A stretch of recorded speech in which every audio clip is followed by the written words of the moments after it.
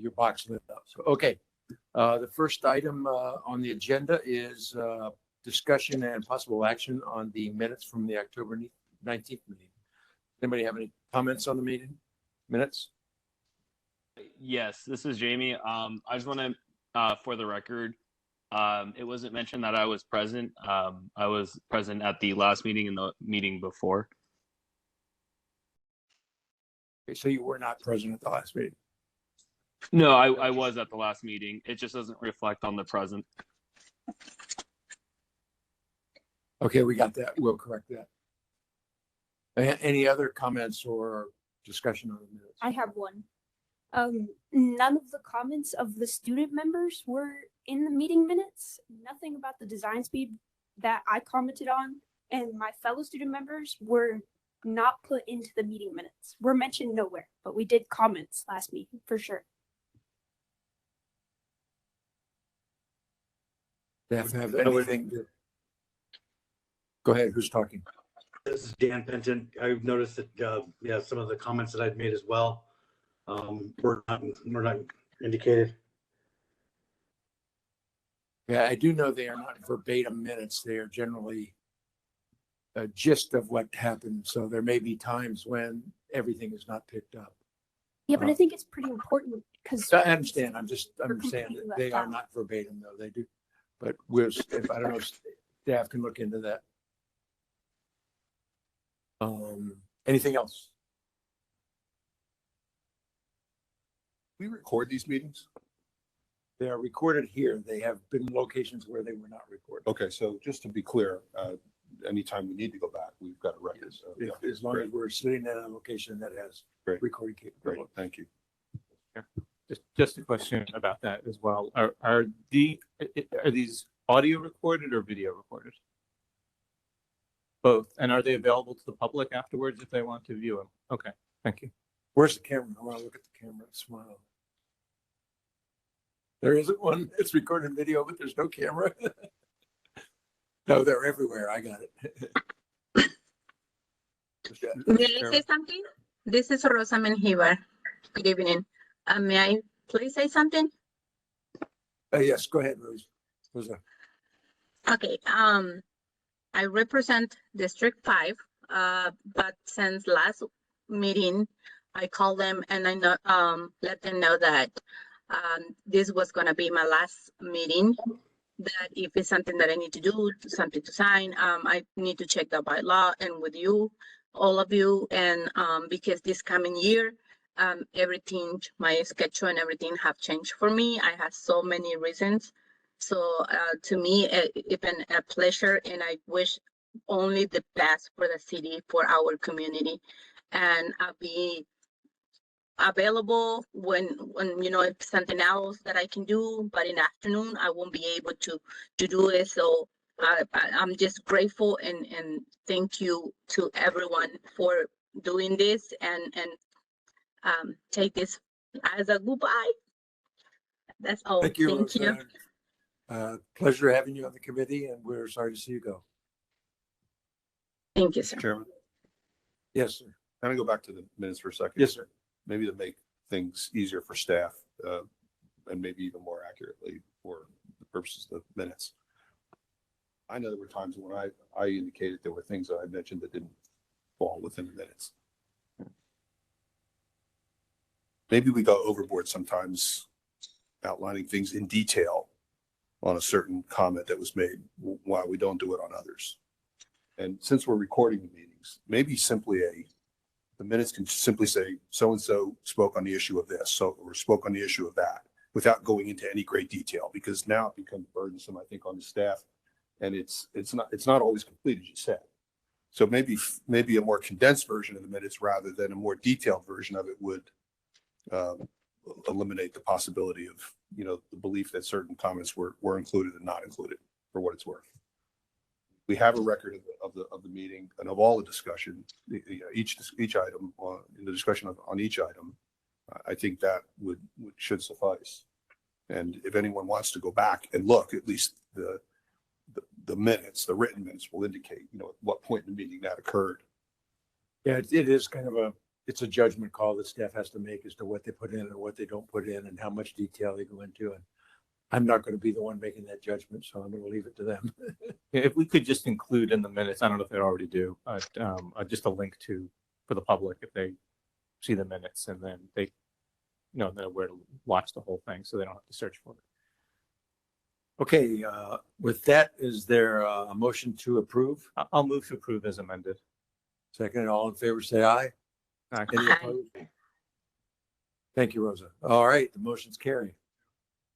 I think to avoid, again, or limit the chance that someone will not be included in the minutes who's at the meeting, maybe a roll call would be appropriate at the beginning of each meeting, certainly for the public, so they know, especially those that are online, who are online. Well, I'm not going to do that today now that we're into the meeting. Right. Next meeting, maybe we can do that. That's fine. All right, all in favor, we say aye. We did that, right? With motion, with that, the motion passes.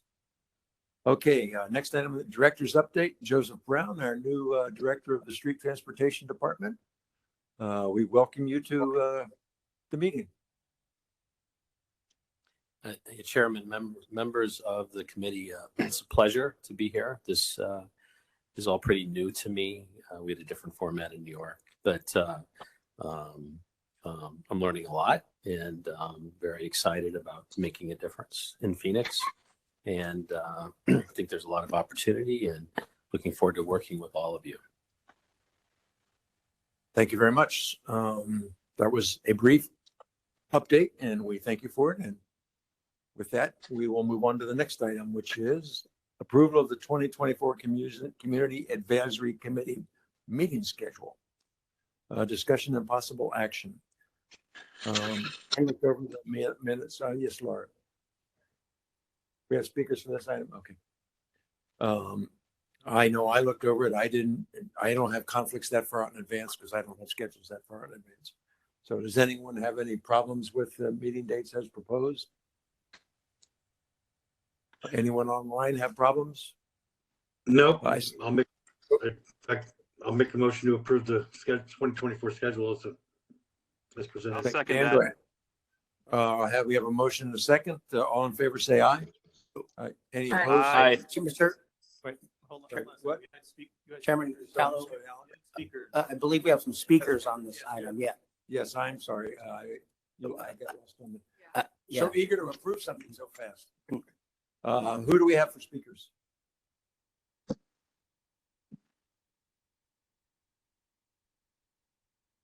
Nicole, would you like to speak?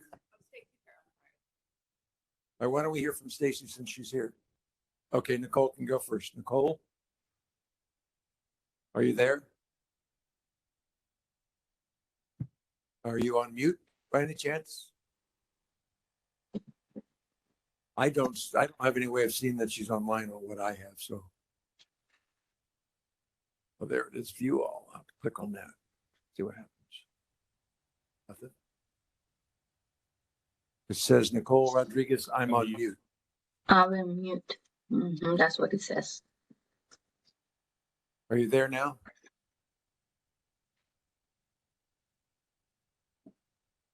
Well, why don't we move on to Stacy, and if we can figure out how to get Nicole on there, we'll do that. Stacy, would you like to speak?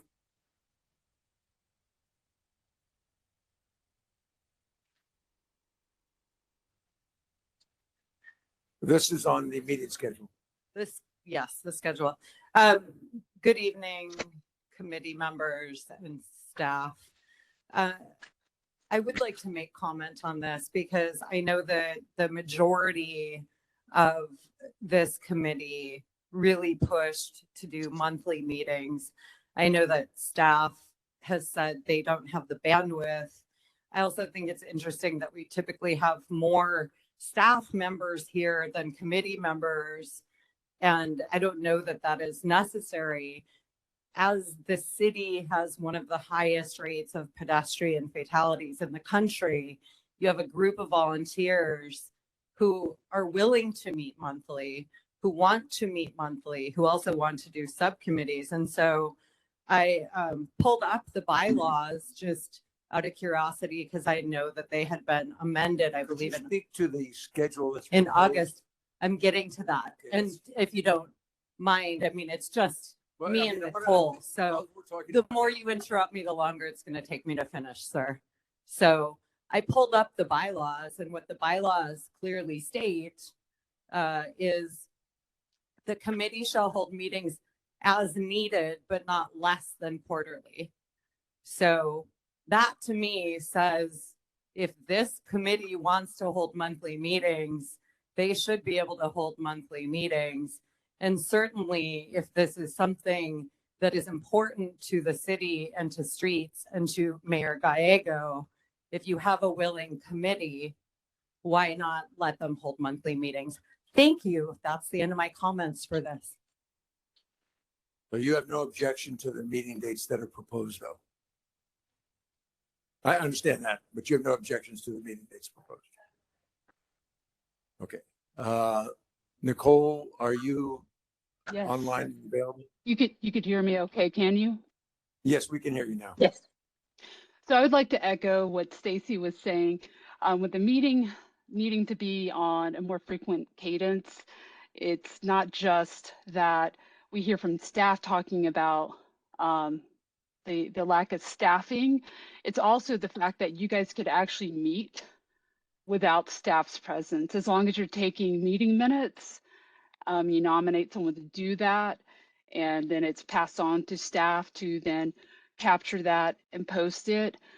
But this is like the most critical need for our city. So no more excuses from staff on not having more frequent meetings. It needs to be monthly. I think anyone that wants to be serious about saving lives, whether you're an auto driver or not, wants to meet monthly. And if not, then get off the board. You know, we have other people that are willing to put the effort forward. And that's it for my comment on this one. Thank you very much, Nicole. Okay, we have a motion to approve and a second. All in favor, say aye. Can we comment on that first? I want to amend the motion to reflect that, yeah, I to approve the dates as provided, but with the caveat, I'd like to see additional dates added. You know, as we can to, you know, I firmly believe with what both Stacy and Nicole stated from their comments. I feel that, you know, if we're going to be, you know, effective in our position on this board, we need to be not only vocal and present, but we need to be, you know, given a voice. And I think limiting it to quarterly really kind of stifles that. So, you know, there's things that are being approved left and right, and that we should be a part of, and we're not allowed to take an active role in those, you know, those processes. So I'd like to see it more additional meetings as well, but the dates that are presented are good, but I'd like to see more. Thank you. Dan, I'd like to, this is Ed Hermes, I'd like to second your amendment to the motion. So I firmly agree as well. Thank you. Thank you. Yeah. Okay, we have comments from members. Abby, go ahead. I can't vote, but I know majority of serious Vision Zero members would like to meet monthly, echoing Dan, Ed, Stacy, and Nicole. It is something that needs to be done. We do need to be more engaged, and we could do that with monthly meetings. We need to have more consistent and regular meetings. Thank you. Thank you. Jay? Yeah, I would actually like to ask the staff as regards to what is actually necessary for us to hold a meeting. I understand a physical meeting probably requires a lot more. If the committee were to meet, say, physically every other month and then remotely on the opposite on the other months, how much staff time and how much staff effort is necessary simply to kind of just be available and whatnot? I know there may be certain things that are presented and it would require staff to come in for, you know, virtually for that. But can we get just a sense of, so the committee members can understand what's actually really required from the staff for having, let's say, a virtual meeting as opposed to an in-person meeting? Nobody wants to take that?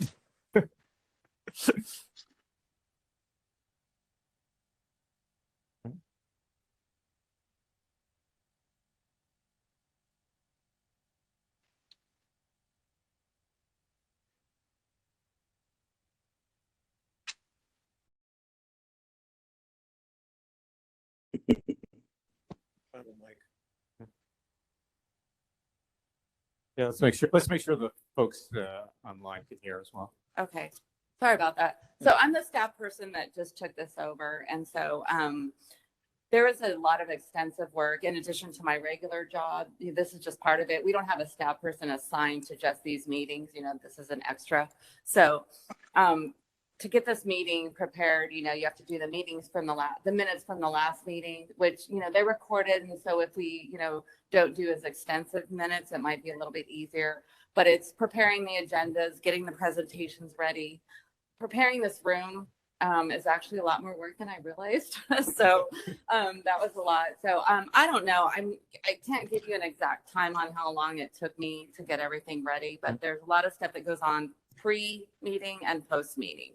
Yeah. I guess my question is really geared towards, is there less time and effort if we did if you know, some of the meetings were only virtual and we didn't have you know, we didn't have to set up this room and drag everybody down here and all that kind of stuff.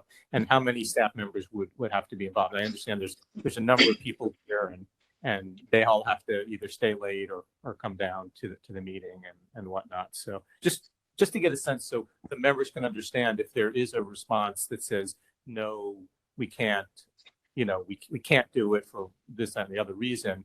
So I know there's an interest in doing it, but at least we can have some metrics or whatever as to what's involved. And you don't, I mean, I don't want to put you on the spot. I know you just took over, so just if anybody else wants to help her out, it would be nice.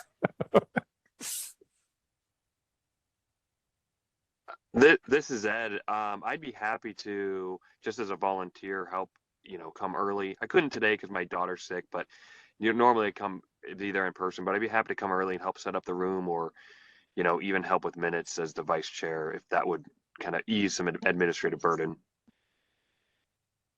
This is Jamie. I'm also totally willing to help out as well. If there's before and after. Alan, did you wish to speak? Sure. Chairman Callow, members of Vision Zero. My name is Alan Stevenson. For those of you that don't know me, I'm a deputy city manager here at the city.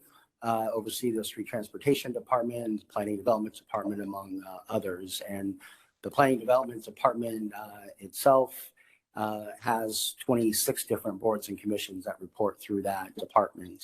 And I oversaw it for a number of years. And there's quite a bit of work that goes into any of these public meetings that are the upfront work. And certainly Laura was talking about some of the logistics of setting up the room and those things and preparing minutes. But there's also coordinating speakers, having people to staff to be able to be there to respond to questions, to ensure that there's a fair and just discussion amongst about the whole issues. And in particular, as we look with this committee and other ones that we've had over the years, there needs to be staff there to be able to do all of that work and make sure that we have those things recorded, have discussions that are there, have staff, professional staff there that's knowledgeable about various issues to present and have some of those discussions. You know, the experience has been in the past when things didn't happen in that fashion. Then there were issues that happened from open meeting law violations, from a lack of minutes, from people claiming afterwards that, well, wait a minute, there wasn't somebody giving them correct information. They went on a tangent and they came up to this conclusion that it doesn't align with other requirements of the city. It doesn't have other good analysis and information to it. And so it has created a lot of challenges to have committees that did not have, you know, staff there in the past. And so anymore, I'm not aware of any committees that meet without there being staff, you know, present that are there taking, you know, notes and being a part of that discussion to ensure that all those things are met.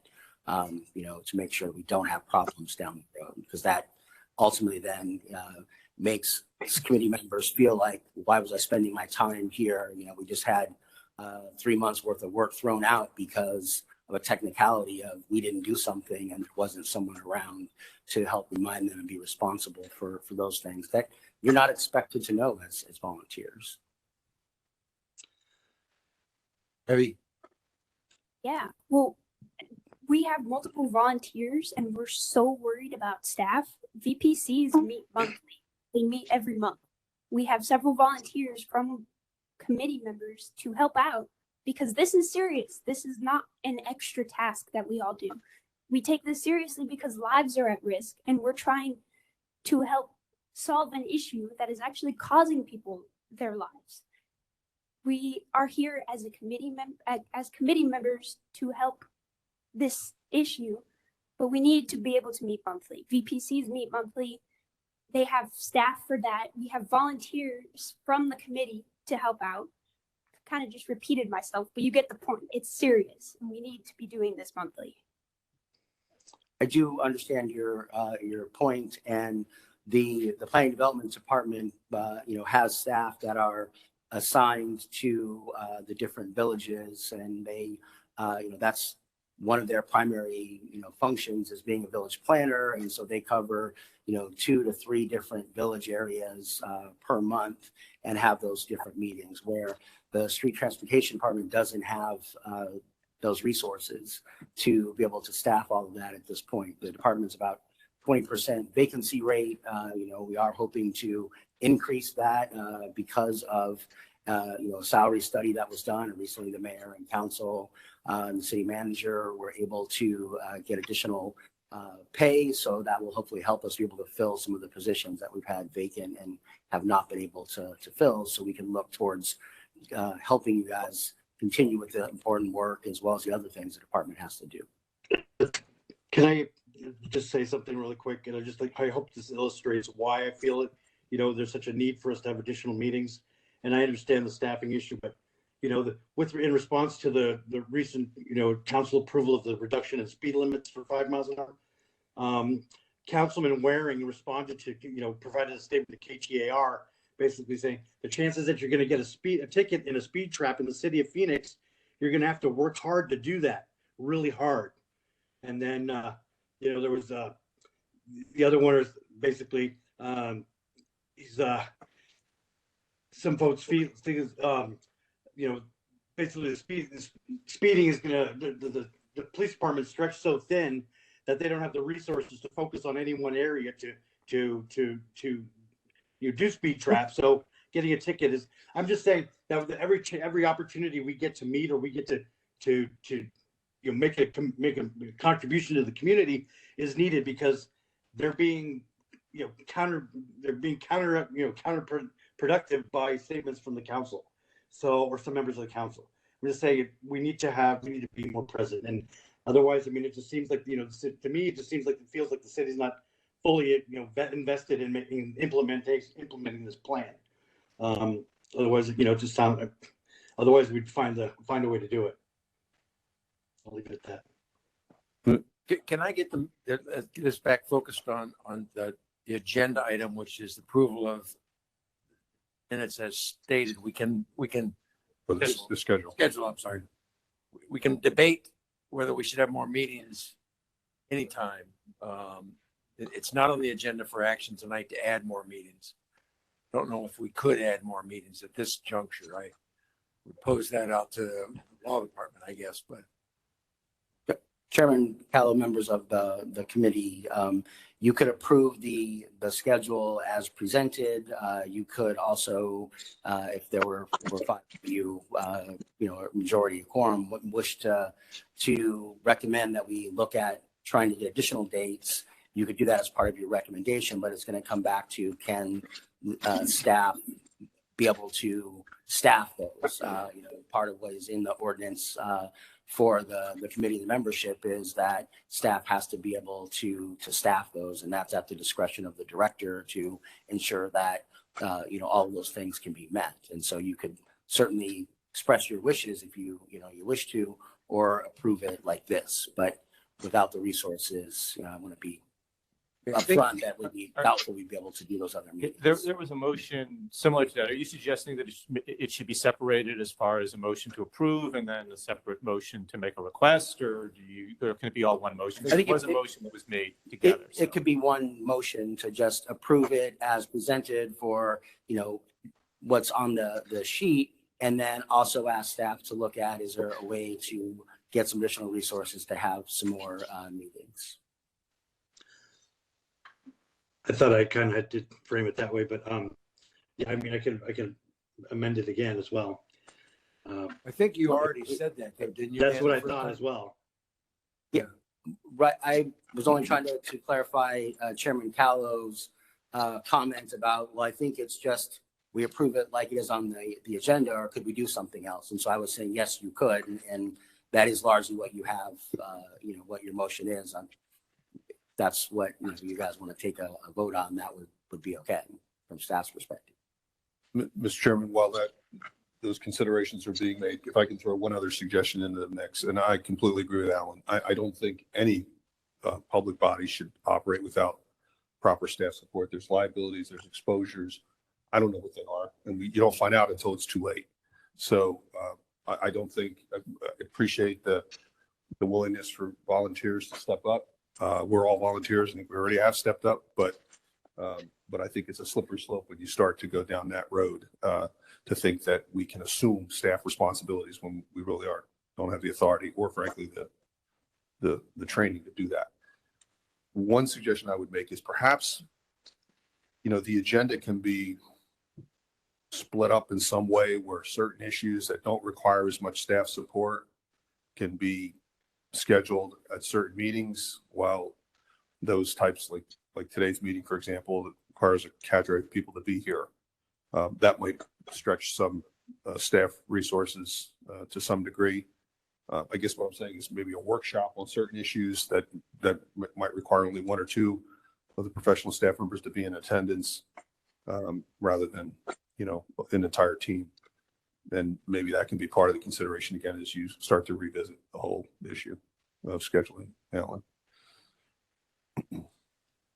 Dan, would you like to repeat your motion so everybody knows what you're asking for?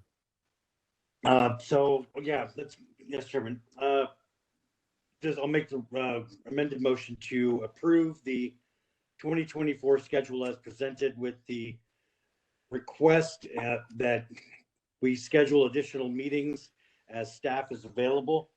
I'd like to see at least a minimum of 2 meetings, if not more, but that's the motion. So you are asking for 2 additional meetings as part of A your minimum motion. of 2. I know as staff is staff is able to provide to do additional meetings, that I'd like to see those scheduled, and I'd like to see at least an additional 2, if because we've already got 6 on the books. So I know. Yeah, okay, that's your motion. Do we have a second for that motion? A second motion. You a voting member? Yes. I get confused sometimes. Who's the voting members and who's not. So, okay, you're second. Do we have any discussion on the motion as it stands? Lauren, do you understand the motion? Okay, Laura. All right, all in favor of the motion, say aye. Aye. Aye. Those opposed? Aye. Who was that? Who opposed it? Just so we have the record straight. No, I think Okay, I'm on virtual. I think it was just delayed. My agreement. Oh, okay. All right. With that, the motion carries, and we will move on to the next item, which is, let's see, intersections and segments update, discussion and possible action. Reed and Carl, who will be taking the lead on this? Reed, thank you. Good evening. I'm Reed Henry, traffic safety engineer with the City of Phoenix, the Streets Department. I can provide a brief update on the 2 locations that we identified a couple of meetings ago. Yes, it is. Can you hear me? You may need to bring it a little closer. Just Can you hear me now? Okay. All right. Reed Henry, traffic engineer with the City of Phoenix. I'm going to provide a brief update on the 2 locations that we identified a few meetings ago from the high injury network. The first location is the Cave Creek Road in Union Hills. At our last meeting, we provided some data in regards to crashes, speed, traffic volumes, and kind of gave a rundown on the existing conditions that were out there. And our proposal is to update the existing traffic signal and modernize it, which basically would provide dual luminaires on each corner, flashing yellow arrows on each approach, a signal head per lane, and all those items are shown to be effective as safety measures at signalized intersections. We're looking at putting in battery backup, so when there's a power outage, the signal still works, improving the emergency vehicle preemption, and also improving the ADA issues out there in regards to the curb ramps and the push buttons. And also, I think you can see in the drawing is some of the bike lanes don't extend all the way to the intersection. So those are the proposals to improve safety at this location. The other location that we identified was 27th Avenue, Campbell Avenue to Camelback, and we had proposed putting in roadway lighting at the last meeting. And I've subsequently found out that we do have a highway safety improvement program that funded lighting on 27th Avenue from approximately Osborne up to Glendale. So I think we will be having some lighting out there all along this corridor.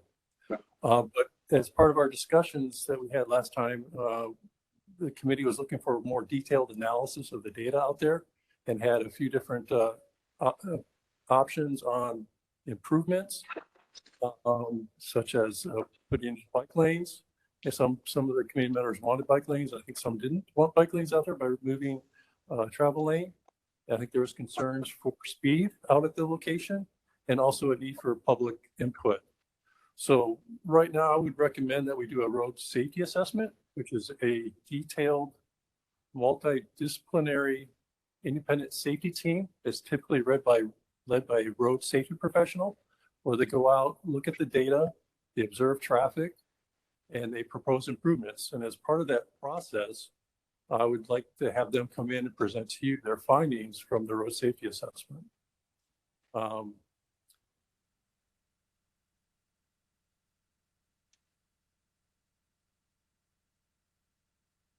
So what I was presenting to the committee today is some potential actions. The CAC could advise the streets department to modernize the traffic signal at Cave Creek Road in Union Hills to improve traffic safety. And two, the CAC could advise the street department to procure the services of a road safety professional to conduct a road safety assessment for the 27th Avenue from Campbell Avenue to Camelback, and have the results of the road safety assessment presented to the CAC. So that's really the extent of my presentation. I'd like to have some feedback if that's the direction that we want to go, so we can improve the safety out there.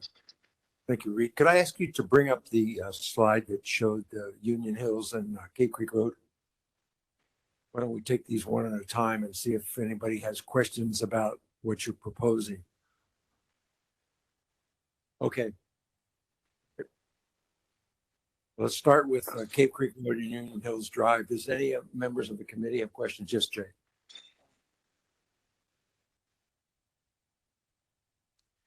In terms of some of the things that are on the map itself, just so for clarification, some of the lines and the little asterisks, yellow asterisks, and just what can you just explain to us what all of those things mean, just so we can follow along? Yeah, sure. The yellow asterisks are basically showing where we have existing overhead lighting right now. Some of the dimensions that are there showing how wide the roadway is, so we could take a look at, you know, is there some changes in lane configuration that we can do? Again, I think we showed where there's some bus stops out there. I think we have, if I recall, we have a bus stop on each corner on the departing side. There's a bus bay on the northwest corner. I think you can all see that there's, you know, the number of lanes that are there. We do have some offset left turn lanes for the eastbound and westbound approach. So basically, when someone's queued to make a left turn, they're not obstructed by the opposing left turn vehicle, so they can see any vehicles that are coming towards them. I think you all can see that, you know, where the bike lanes begin and end. I think on the west lay, you can see that they kind of stop short of the intersection there. I believe I had limits on there. Yeah, I think the north Cave Creek Road is at 45 miles per hour. Oh, it's 45 in all directions. 45 miles per hour on Cave Creek. Yeah, that indicated. And Union Hills. Okay, thank you. So in this particular one, you're not recommending additional lighting, you feel that there's enough lighting there? Is that, those are what those asterisks mean, the yellow? No, that's the existing. What we would do with the modernization is right now our standard is to put in dual luminaires on each corner. So you'd be lighting both crosswalks on each corner, basically. Okay. So Additional lighting. street light. Okay, Yeah. great. Okay, thank you. And then, one of the things that we're doing right now with our standards is we put a traffic signal head over each lane on the approach. So everyone gets to see their own. So on some of our old facilities, we may have only had like one overhead traffic signal head. Right. And what about the size of the signal heads? Are they standard? Or they? I know there's some oversized ones, and just know what's already there and what you might be proposing. Yeah, our current standards are the 12-inch. So there are some facilities out there that we still have some 8 inches out there, and sometimes they're on the post are an 8-inch. But these would all go to the current standard of 12 inch. They would go to the highest standard. Yeah. Okay. Thank you. Do you have a question? Yeah, I just Hang had on a minute, whoever's online. Go ahead, Tom. I just had a quick question. Did you look at any right turn lanes, exclusive right turn lanes at the intersection? Like, for example, northbound appears to be have ample width to add a right turn only lane. Was that part of your analysis? We believe we looked at that. I think as you see, the southbound approach has a lane end, so we'd have to shift, I think, lanes over to the west. And that kind of gives us a misalignment, I think, going northbound through there. So, the other option would be to possibly remove the bike lane. I don't think that's the direction that we want to go. But we did look at some of the traffic counts out there. Yeah. Okay, someone online had a question. Hi, Reed. This is Jamie Truffin. I had a question. Who's Jamie? So Yep. I see that there is a push buttons. Are these going to be default to be changed to a walk sign, or are you going to have to push for them to change to a walk sign, or are they just going to be an extender? My understanding is that they'd be the ADA compliant push button, which I think is the 2-inch round button that is vibro-tactile, so you can feel that. From the phasing standpoint, I don't know, Carl, do you know if that's an automated call to walk or? So that's something, once we get into design, would ultimately be decided through everything. So right now, there is no push buttons out there. Push buttons would be added for ADA compliance in the new standards. Okay, but it wouldn't be like what's known as like a beg button where you have to hit the buttons across. It's just an extender. That's a design decision. Most of ours, we do request that you push it. It does help in the general activation of items at this time. I think the design would allow us to go either way, right? Why are things not more accessible for people with disabilities? Somebody might not be physically able to do that. I think there should be, isn't there technology out there that, can senses this, or can, has, I don't know, it seems to me like there's I don't know, it seems like there's a lot of, they're meeting, this is done being met the bare minimum of ADA compliance.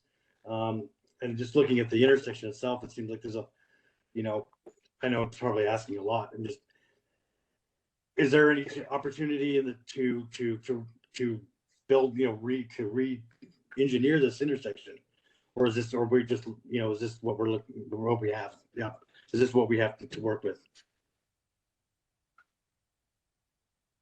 Don't understand. Dan, your audio is very hard to understand sometimes. I don't know if it's a bad connection. It very well could be. I apologize for that, Chair Callum.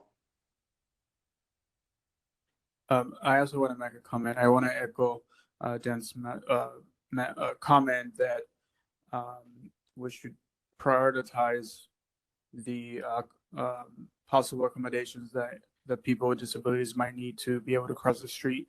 So making sure that we do incorporate the the additional assistance so that people are able to cross the street safely.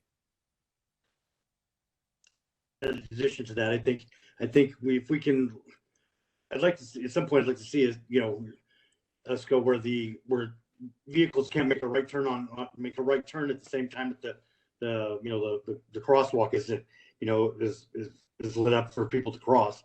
That's just, that seems archaic, and we're beyond that. I mean, so I don't know if there's any way to guarantee somebody can cross the entire length of the width of the street without having to worry about the light having light turning or a car coming at them that doesn't see them while they're looking left to make sure there's no car coming from the left. They hit somebody that's in a wheelchair when they're turning right. So it seems like safety is paramount. It's it seems like little details are kind of like skirted just for the sake of getting a notch on the belt for compliance of some sort.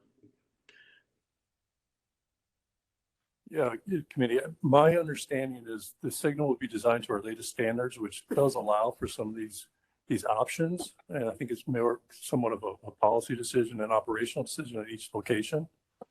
So I think I heard mention leading pedestrian intervals. I think we do have a current research project that's looking at that. We're implementing that, and we want to see if that's something that we roll out, citywide, and how we would do a leading pedestrian intervals. But I think with the current design that we would be providing here, it would enable us to go, various directions out there. I don't think we're boxing ourselves in with this proposed modernization of the intersection. I also have another question. Under the extend bike lanes to crosswalks, what does that mean? Or what do we mean by that? If you see on the west leg, you can see that the white lines that are on the shoulder, basically next to the curb, is representing where the existing bike lanes are now. And I believe it's our current striking policy to extend them all the way to the crosswalk. So right now it's not meeting our current standards. So it's basically to say the bike lane goes all the way to the crosswalk, opposed to ending where that stripe currently ends. It really looks like only Union Hills on the west leg is deficient today, if this is correct. Correct. And I think we'd have to do the dashed marks on the north side where you have the bus, since you could be crossing that. Then my bus pull out and right turn lane into the service station there. Okay, does anybody think anything that they're proposing shouldn't be done, or we support everything that they have on their list, as it would be a question? Mr. Chairman, can I just one question Yes, about the bike lane? So what is the width of that bike lane? Hard to tell from the photo. Generally speaking, the bike lanes are 6 feet in width. 6 feet. I can't say for certain, but likely it is in that location.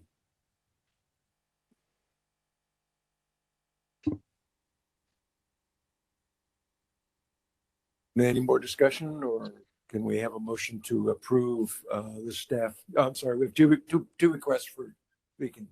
I do have one more question before we move on. So we're approving separately. Okay, they may want to speak on the other one. Yeah, I don't know what the public wants to speak on, so. Okay. But did they speak on only one time, or did they?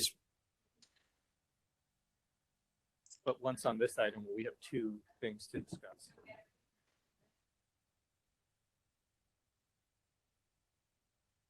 But what the question is, do we have two intersections here? Do we allow them to speak on each intersection, or do we wait till the end and then they get 2 minutes on everything? Chairman Callow, I might suggest the committee can break that up however they want. Just be specific in telling them. If you have questions about the online speakers, you have questions about this intersection, then please present them now. If not, it's the next intersection, then hold off. Okay. And since it's a maximum of 2 minutes, are we giving a minute for this one and a minute for that one, or 2 minutes for both? I just want to be clear so they know what time they have. That's right. Okay. Yeah, I just have a question before. So these are protected bike lanes, right? Because these are Vision Zero. We're updating it, so these are protected, right? These bike lanes, they're going to be protected. This project itself is traffic signal itself, and so the bike lanes that are there will be extended to. The bike lanes currently are just a 6-foot bike lane. There's not really room, and this isn't a project to widen or figure out how to fit more room in to provide any protection at this point.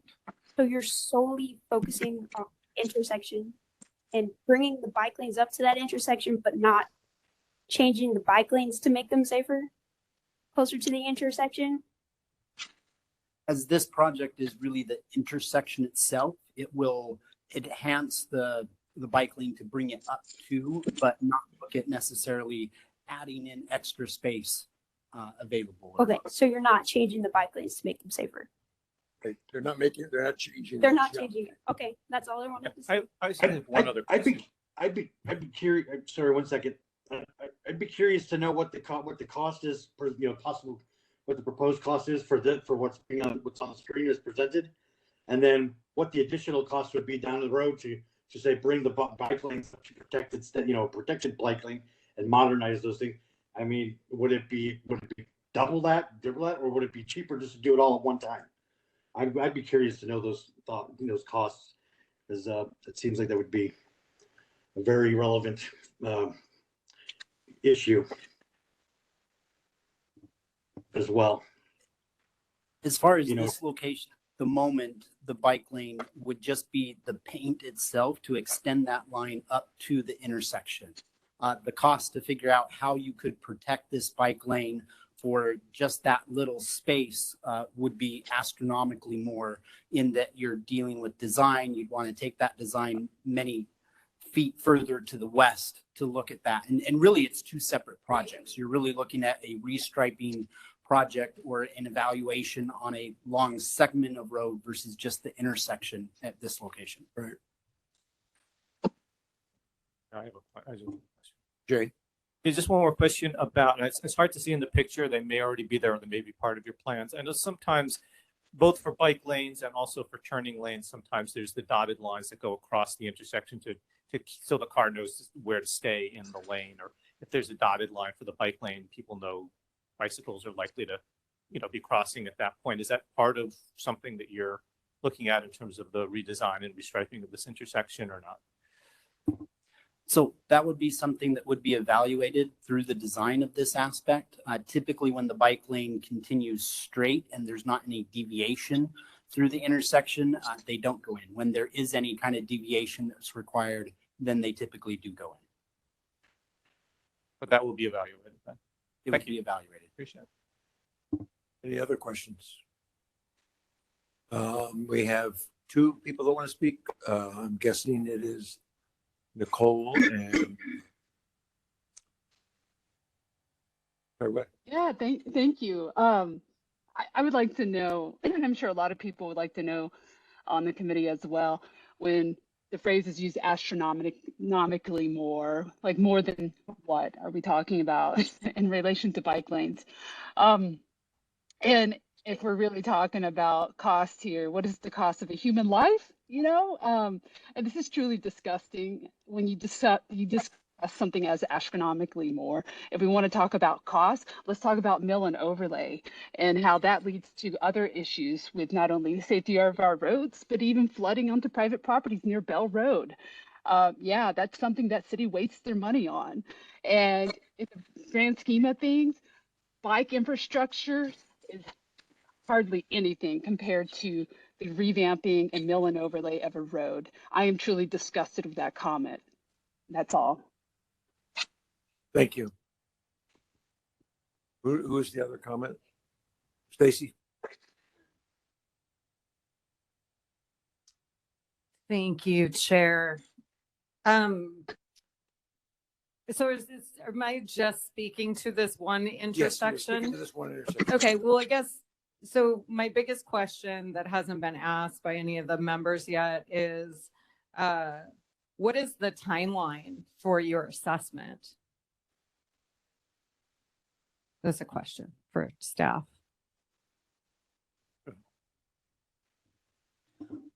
with this project, what we would look to do is hire a consultant here in the next several months. Design typically takes somewhere 6 months to a year approximately. And then at that point, it would move into construction. The construction typically takes place the next year. Most signals are roughly a year construction, sometimes depending on items, it can be closer to 18 months. Okay, so we're looking at potentially 2 to 3 years. Is that fair? Potentially, yes. Do we have data on how many people have been hit and or killed in these intersections? City? Yeah, the crash data was provided at the last meeting. I believe they provided us that data. Okay, I'll go pull it up or see if I have that. But so, I mean, I guess my comment would be that seems like a really long period of time when we're talking about protecting human life. Number one. Number two, how many years ago did the city of Phoenix pass complete streets? And do we not have common sense tools in that toolbox to not have to do a lengthy consulting practice for every one of these intersections? I mean, can we use the Google or read a book or look at what many other cities across the country are doing that are just really common sense measures to save human life? Stacey, do you have any comments on this intersection? I mean, that is my comment. You're okay. So, and I mean, and then with regard to lighting, is this intersection getting lighting as well? And how long will that take? The lighting, the additional lighting at the intersection would occur with the traffic signal. It would occur with the traffic signal construction, the lighting. So it'd be 2 to 3 years out. Yeah, it'd be part of that. Okay, so, okay. All right, thank you, Stacey.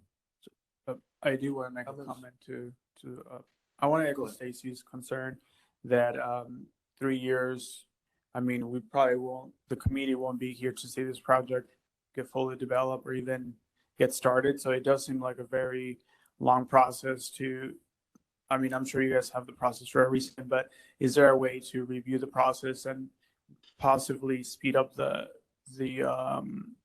remodeling of this intersection?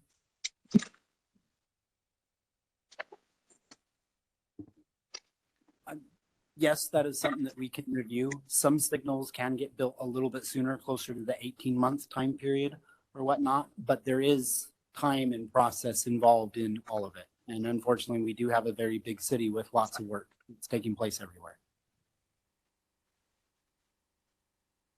Do we have any examples of? Oh yes, this is Jamie.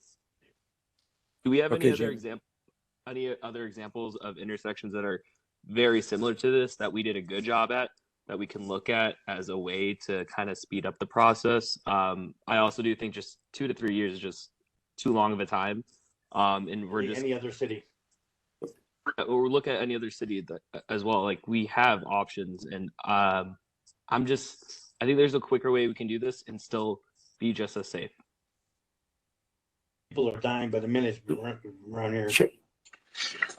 Chairman Paolo, members of the committee, if I could chime in here, the item on the agenda is proposed traffic signal modernization project. It's not about the whole intersection. It's not about redoing the bike lanes in a corridor.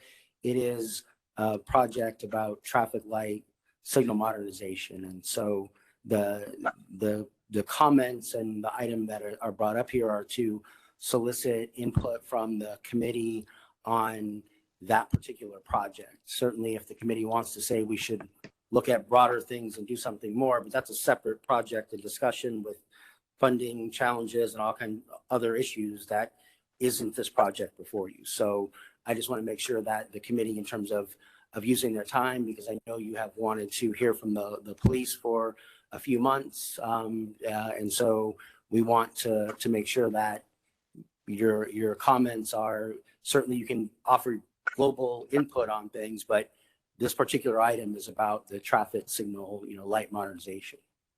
Okay, so can we, so what do we need to do to move this along? Because I think we're kind of spinning our wheels, and I can't wait to see what else we've got to hear tonight.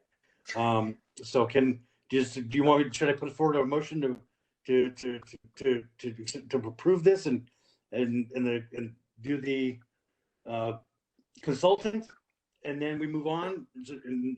Because I think we've been on this for like over half an hour already. I'm sorry. I'd like to see us get something done tonight. There are two actions proposed. One is to approve the recommendation of staff for the modernization of Cave Creek and Union Hills Road. That would be one item. The second item, which we haven't gotten to yet, is the road safety professional on the next segment. So Okay. right now, one last question.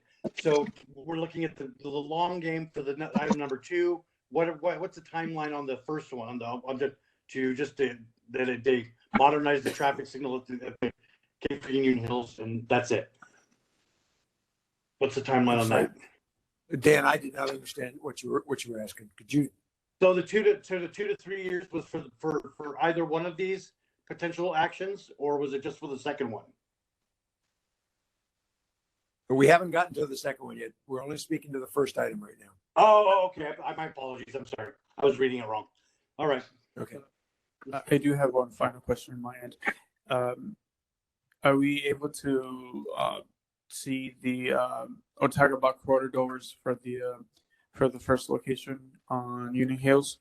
Is there an opportunity to add more trees to the sidewalks? I know we're focusing on lighting and a few other things, but just curious if we could add more trees to the area for shade.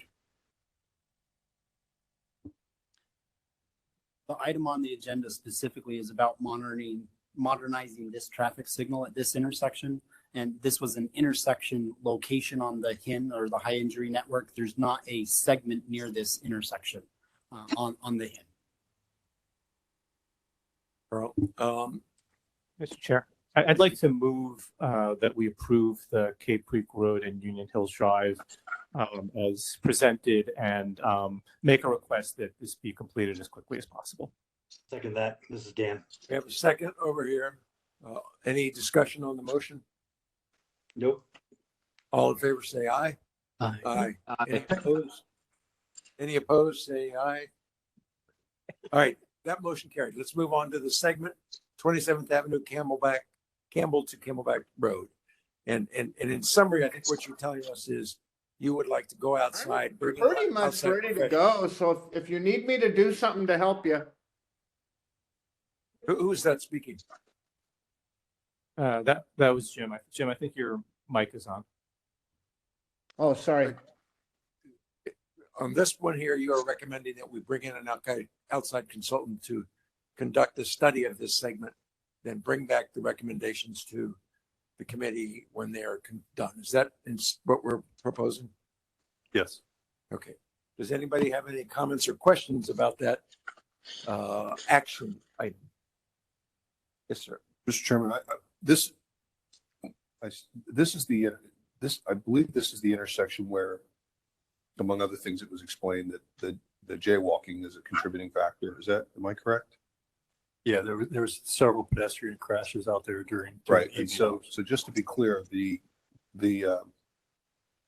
area to be studied extends beyond the intersection itself. Yes. Yes, it's from Campbell Avenue all the way to Camelback. That's about a half mile. Oh, cool. Great.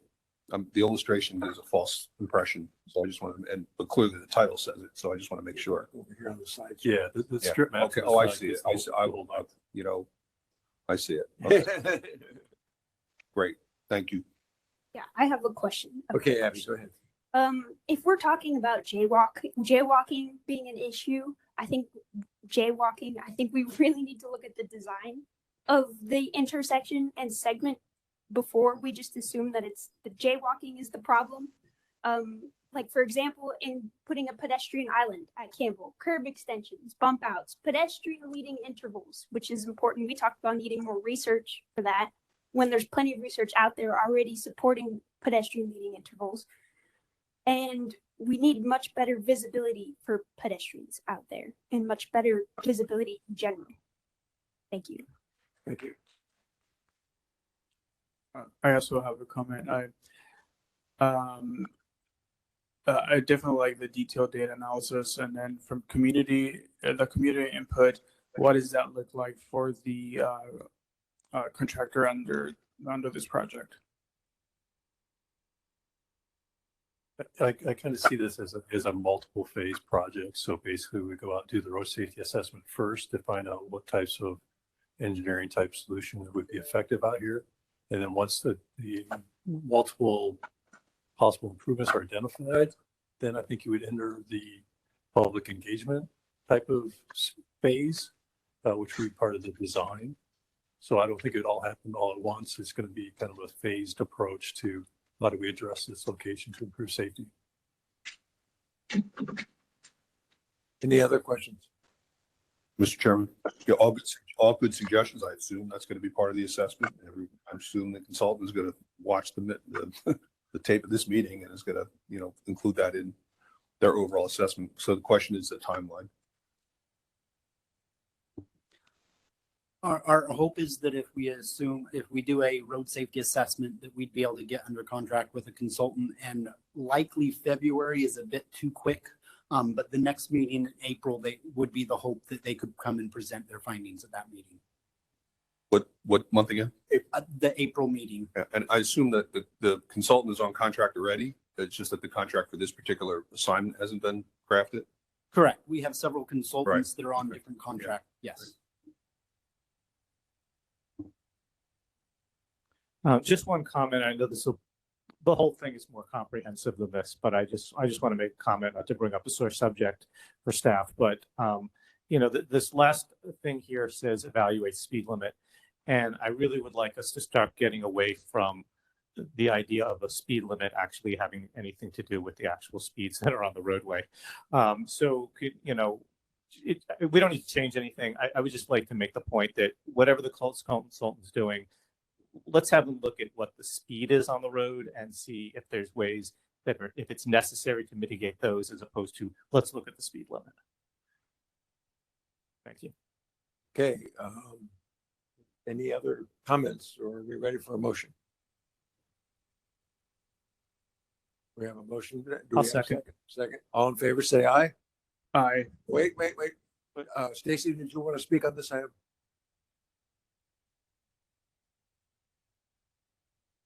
Okay. And Nicole, did you want to speak on this item? Yeah, thank you. I'll just be brief like before with, with this particular item and the others too.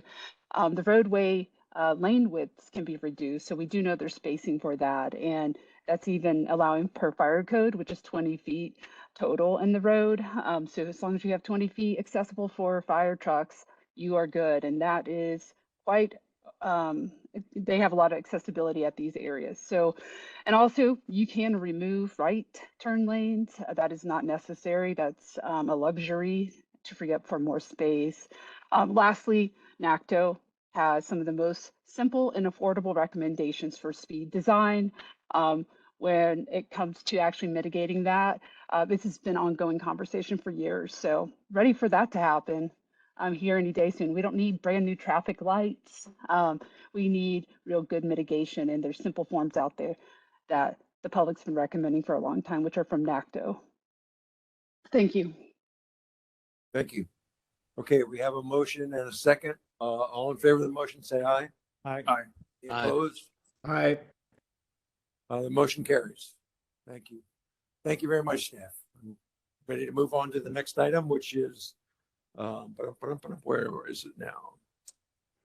This would be the request to create subcommittees, and Alan, you will be Mr. Chairman. Yes, sir. Can I ask, I guess, a point of order? I don't know. Lieutenant, will you depart after your presentation? I can hang out a little bit, but we actually just got another fatal collision at 12th Street in Thunderbird that I need to probably get to as soon as possible. I wonder if we could move the lieutenant up next. Does anyone have any, Alan, do you have any opposition to changing the order here? Not at all, Chairman Callow, and I think we covered that question Yeah, I thought so. with approval of your plan for meetings over the next year. All right, we're going to move on to, yeah, we will. We'll get back to it, but we're going to move on to the police department update information discussion. Lieutenant Eric Zoff, would that be correct? Sure. Zof, but I respond to anything that starts with a Z. Is your mic on? Yes, it is. Okay. Mr. Chairman, I know what it's like to be at the end of the alphabet. So whenever I can move somebody up. I appreciate it. Okay, great. I appreciate it. That was, Yeah. very much appreciated. Okay. So appreciate.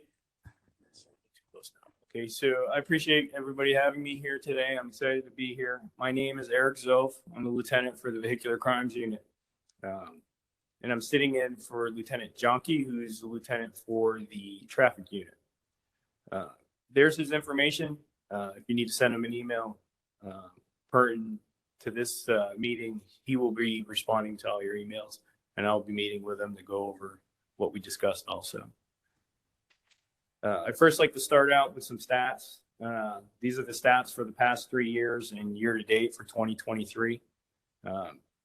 We're trending, after talking to our crime analysis unit, to be right under 28,000 calls for service for collision related calls.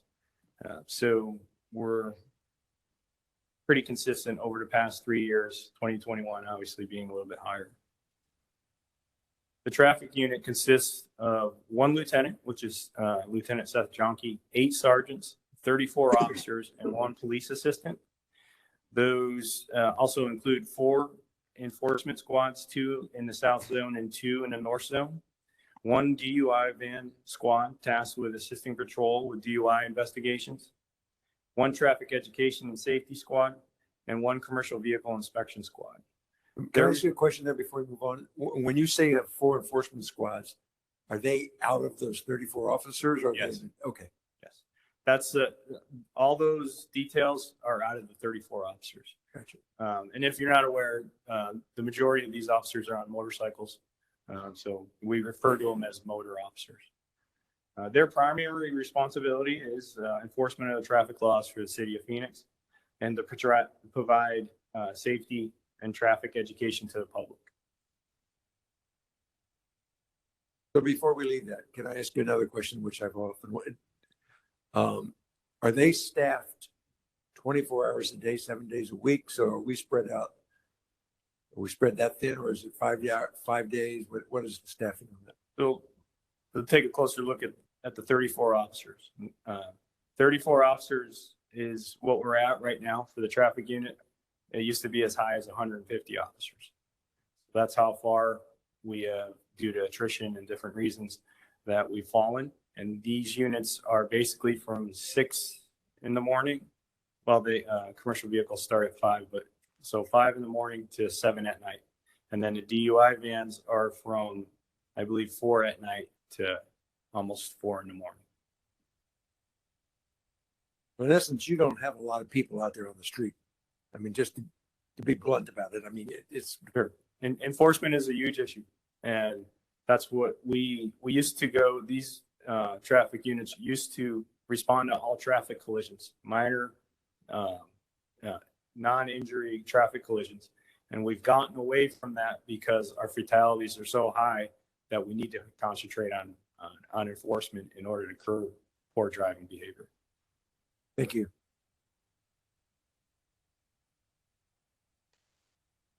Just a brief update for where we're at from January 1st to November 30th. These 34 units have been responsible for 14,479 traffic citations issued. On each of those citations, you can write up to 5 charges. So there's been 23,554 charges, 14,770 hazardous moving violations, and then 9,544 equipment or secondary violations, non-moving violations, seatbelt, insurance, things of that nature. It says 43 assigned motorcycle officers. It's actually 34. We got that reversed. But they're responsible for 49% of the traffic citations issued here within the city of Phoenix. So we're talking about 34 officers writing the majority of the traffic citations, when the patrol officers are concentrating mainly on calls for service that differentiate and aren't able to do on-view police work, such as speed details. Traffic impact programs. These are TIPs, are a group of motors focusing. Motors are the motorcycle officers. These are traffic units focusing on a specific area within the high injury network area, focusing on driving behavior specifically. Since July of 2023, 60 traffic impact programs across the city, both day and night, have occurred. And I should say that the officers adjust their hours to conduct these traffic enforcement programs if they need to. So when I say that they secure around 7 o'clock at night, a lot of times if they have a traffic impact program, then they'll stay over and make sure that happens. 2,245 moving violations were issued during these programs. 1,615 equipment or secondary violations were issued, and 204 education contacts were issued during these TIP programs. These are the actual TIP programs that have been conducted for November. So they're pretty consistent, and the officers are out there and they go to the high network areas or high injury network areas in order to conduct these enforcement programs. It's interesting to see the top speed of 107 miles an hour on the Grand Avenue. Yeah. Yeah. Second. Because we have such wide streets. I'm sorry, I didn't hear you. Can you say that one more time, sir? Oh, I was saying because the wide streets promote that high speed. That's all I was saying. I agree. Yeah, they also help with traffic congestion, but that is one of the side effects of it, is the high speeds. That's just amazing. So our traffic education and safety squad, they provide educational programs to the public. They'll actually go out to people's houses and help them install child's car safety seats, because if you don't know, there is a very specific way that you need to put those in the vehicles. So they'll go out there, they put on, a lot of times they'll be at the state fair to help out with that stuff and put a booth together. So they'll help out with child safety seat inspection and installation. They do bicycle rodeos, which is mainly focused on our youth, and it's encouraging safe bicycle habits, giving them some advice on the roadways and how to navigate those roadways on bicycles. And then we have grants where we can actually issue bicycle helmets for some of these youth. They respond, or I should say, they schedule mock crash presentations with some of our high schools to focus on some of our younger drivers, make sure that they can they see the repercussions of high speed crashes and different things of that nature. So they'll actually go out and put vehicles that have been crashed together at the scene, and then reenact it, not moving the vehicles, but showing the damages of these vehicles, and then give a presentation on that, letting our younger drivers know that a high speed is very dangerous, but a lot can happen at low speeds also. They oversee the traffic and education and safety squad oversees traffic complaint hotline. They've managed over 1,500 traffic complaints annually from citizens, council, and internal and external partners. They are responsible for our radar trailers. Those are the trailers that you see on the side of the road when you are driving down the road that say slow down a lot of times, but they are responsible for placing those in high injury network areas. We have 9 speed trailers for data collection. So those trailers are actually collecting data as the cars drive by in order to give us more information about where we should employ or execute some of our TIP programs where we have the motor officers focus. And again, this is out of your 34 officers. Yes, it is. So how many officers of the 34 would be dedicated to this? Do you know?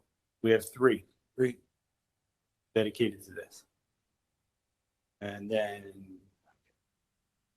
so far in the past 6 months, we have 52 deployments in an operational period of moving those radar trailers around.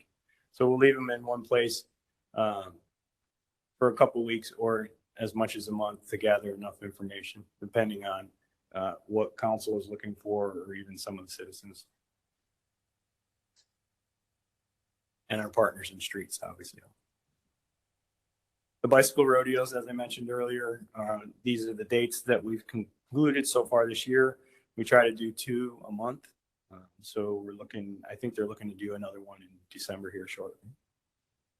Mr. Chairman, Yes, sir. I'm familiar with this. I used to sponsor these back in New Jersey when I was in the New Jersey legislature. AAA was a wonderful partner.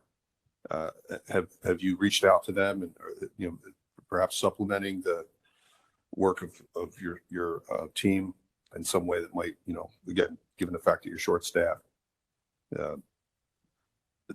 Unfortunately, AAA now is merged with the California AAA. They're not as community. Frankly, I don't think they're as community oriented as they once were, but I think it's worth an outreach to them to determine. Yeah, so I'm not sure. Again, Lieutenant Jonku would probably be able to answer that question. So I'll make sure that information gets back to him, and I think it's a good option. Yeah, if we can partner with AAA, that'd be great. They have a national program, so I think it could easily be blended in what.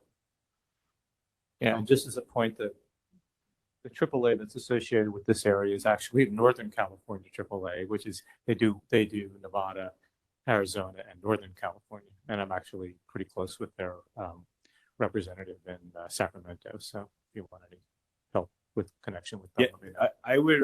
So, do you have access to this presentation?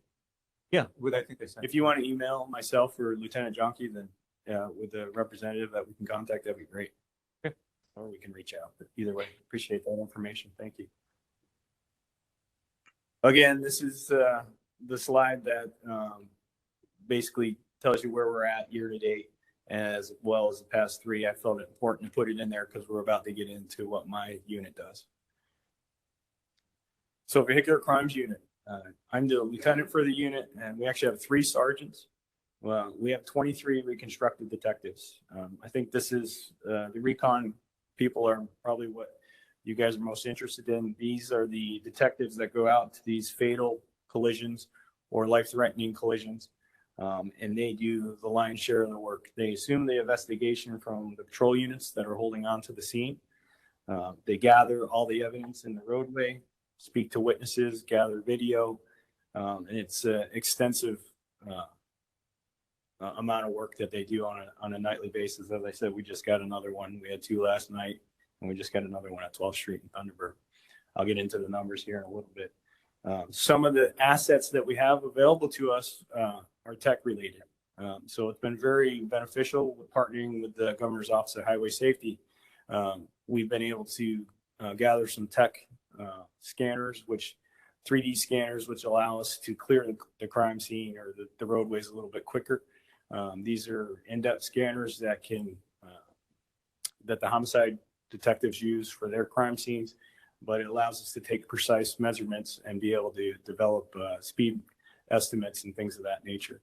We also have access to drones. We were actually the first unit in Phoenix PD to use the drones, where we can take pretty good pictures, and we're able to present those photos during our prosecution phase of our investigations. So these detectives have a lot going on. There's 23 of them, and you'll see once I bring up the numbers for the fatalities how busy they are. They also are responsible for doing next of kin notifications. They take all the information that they gather at the scene and they stitch it together so they can create a presentation for our partners over at the county attorney's office or at the city prosecutor's office. And we're dealing with anything from high-level misdemeanors to homicide charges based on whether the speed is egregious or there's impairment involved. We have 3 hit-and-run detectives, and these hit-and-runs are a little bit lesser collision scenes where there could be some injuries, but they're not life-threatening. So we have 3 hit-and-run detectives that handle about 5,000 calls for service a year. So patrol will go out. What happens in these situations? Patrol will go out, respond to the initial investigation, and they'll create an Arizona crash report. as well as an incident report that goes along with it. And then my detectives will get those reports and develop a criteria on how to evaluate those in order of importance. And then they'll go out and try to solve those crimes. A lot of times talking to witnesses, gathering video and things of that nature. We have one felony flight detective. A felony flight is when a officer attempts to pull a vehicle over for a variety of reasons, whether it's criminal or traffic related or both. And that vehicle decides to not stop. Most of the time in those situations, depending on the violation, we'll let that vehicle go, but we establish a felony flight or a felony charge on that vehicle. We're able to later, my detectives, this one detective is later running that license plate, looking for video, talking to the officers who tried to complete that traffic stop, and following up. And hopefully, we can catch the person that fled from us. So we have one detective doing that citywide, and that happens every night here in Phoenix. And then one DUI civilian investigator. We have 3 people doing this in the department, but 1 on my unit. And what they do is they get once the DUI investigation is concluded on the street portion of it, they get that report and they do all the furthers for it. So a lot of times we'll have DUI investigations that involve suspended license. Well, we have to get a printout from MVD to confirm that license is indeed suspended. And then we also have to check with the 50 states to make sure that we don't miss anything, because if you're suspended in another state, it could increase the severity of the crime here also. So there's a lot of data gathering that they have to do in order to proceed with a DUI investigation. And then finally, our police assistant is kind of our catch-all. She helps with case management and everything else that I mentioned in order to kind of fill in some of those gaps. So that's the vehicular crimes unit. Mr. Chairman, can I ask a question on this slide? Lieutenant, you mentioned earlier that the division went from 150 to 35. Can you, I won't hold you to these numbers obviously, but can you just give us a sense at its peak, the vehicular crime unit, what do these numbers look like? So we're just the opposite of the traffic unit. This is the highest number of detectives I've been allotted since our development. And that being the case because the calls for service are so high. The fatalities are so high. I think we're all aware of how high Phoenix fatalities are. So we've done a pretty good job, I think, as a department with allocating resources to my unit. I do have 2 vacancies though right now. Yeah, we have 2 vacancies. So we had 2 more people that left due to attrition, but this is pretty high. Is it fair to say though that given the increase in incidents, that these numbers ought to be higher? Sure. I've requested the civilian investigators would help a lot for the hit and runs, but I've requested an additional squad, which would consist of a sergeant and 8 detectives.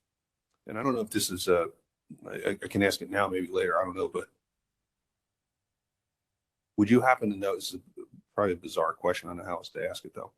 So Phoenix PD has an aviation division. Sure. Would you have any sense what percentage of its time is spent on traffic issues? I couldn't speak to that. I could find out for you, but I don't want to give an estimate. I have no idea. I'd be curious. Okay. Yeah, I mean, that clearly is a huge expense. I'd be surprised if it's very much. I mean, they do, but I don't know them patrolling streets. How much of the well, for example, in a felony flight incident, a helicopter's in full use, I would imagine. That's the first thing we request. Yeah, exactly. Yes. So yeah, that's what I'm curious about. So that, yeah, anytime we have someone fleeing from us, in order to decrease the danger to the public, we try to get that area in overhead, and that way they may not know they're being pursued anymore, and hopefully slow down. Yeah. I'll look into that for you for sure. Thank you. So here's kind of what I deal with on a daily basis. These are our stats for the year, and there's a comparison from this year to last year. I'm in charge or tasked with making sure that this gets to the chief's office every Monday morning. Our command staff recognizes that this is an important issue, and they like the numbers every Monday morning. So they are looking at it on a continuous basis. We're trending, right now, our numbers are similar to last year. We're actually a little bit lower than we were last year. I'm not sure why, but the amount of call outs are a little bit lower because like I said, we used to house the drone squad. So those other bureau assists were mainly drone assists. We also have detectives on our unit that I forgot to mention that help with homicide scenes due to some of the tech that we have available to us. So year to date, we're at 328 call outs. 216 of those, I shouldn't say year to date, from December 11th, we're at 216 fatals and 110 serious injury, life-threatening call outs. Now, that doesn't include every potential one that a patrol officer or a patrol sergeant doesn't notify the duty desk thinking that the injuries are lesser. So there are more serious injuries. Those are just the ones that we responded to. And then at the bottom, you can see our month-to-month average. Usually at the end of the year, we tend to, with the cooler weather and people being out, we usually tend to tick up a little bit towards the end of the year. Mr. Chairman, can you go back to that? The question on this. I assume cyclists are included in the pedestrian numbers? Yes. Could you get us a breakdown? Yes, I can get that. Thank you. Both last year and this year as well. Just complete picture. Are there any other questions for me? I was kind of curious as to the breakdown, like by village or by squad. I don't know I know that's maybe that's something we can get later, after the meeting or whatever. But those are some issues, the numbers I'd be interested in. But I'd like to say thank you. Go ahead. Sorry. Thank you. So when you say by squad, do you mean so my detail is the vehicular crimes unit and Lieutenant Jonkeys with the motorcycle enforcement squad is called the traffic unit. So would you like the numbers for the traffic unit or vehicular crimes? So, Mr. Chairman, maybe Dan, are you talking about geography as opposed to? Is that what you're? Yeah, I would I'd be interested in the number for both units, like by village, by village, or by precinct, or I'd be interested to see what they are, like certain areas of the city. If because obviously I'm sure you can tell, but that can be a later data. You probably don't have that information readily available. I do track that, so yeah, by precinct we can definitely get that information for you. That's helpful. Okay, thank you. Yeah. Can I go? Yeah.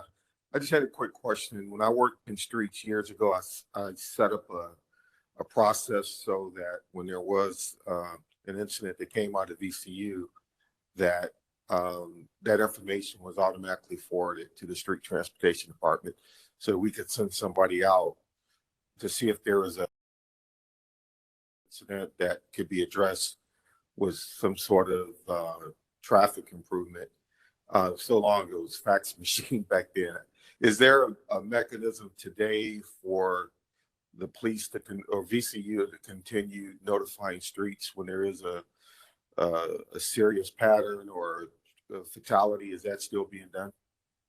So that streets can follow up and say, hey, we've looked at this and we need to make some improvements because, we've had 3 fatals in a year or something.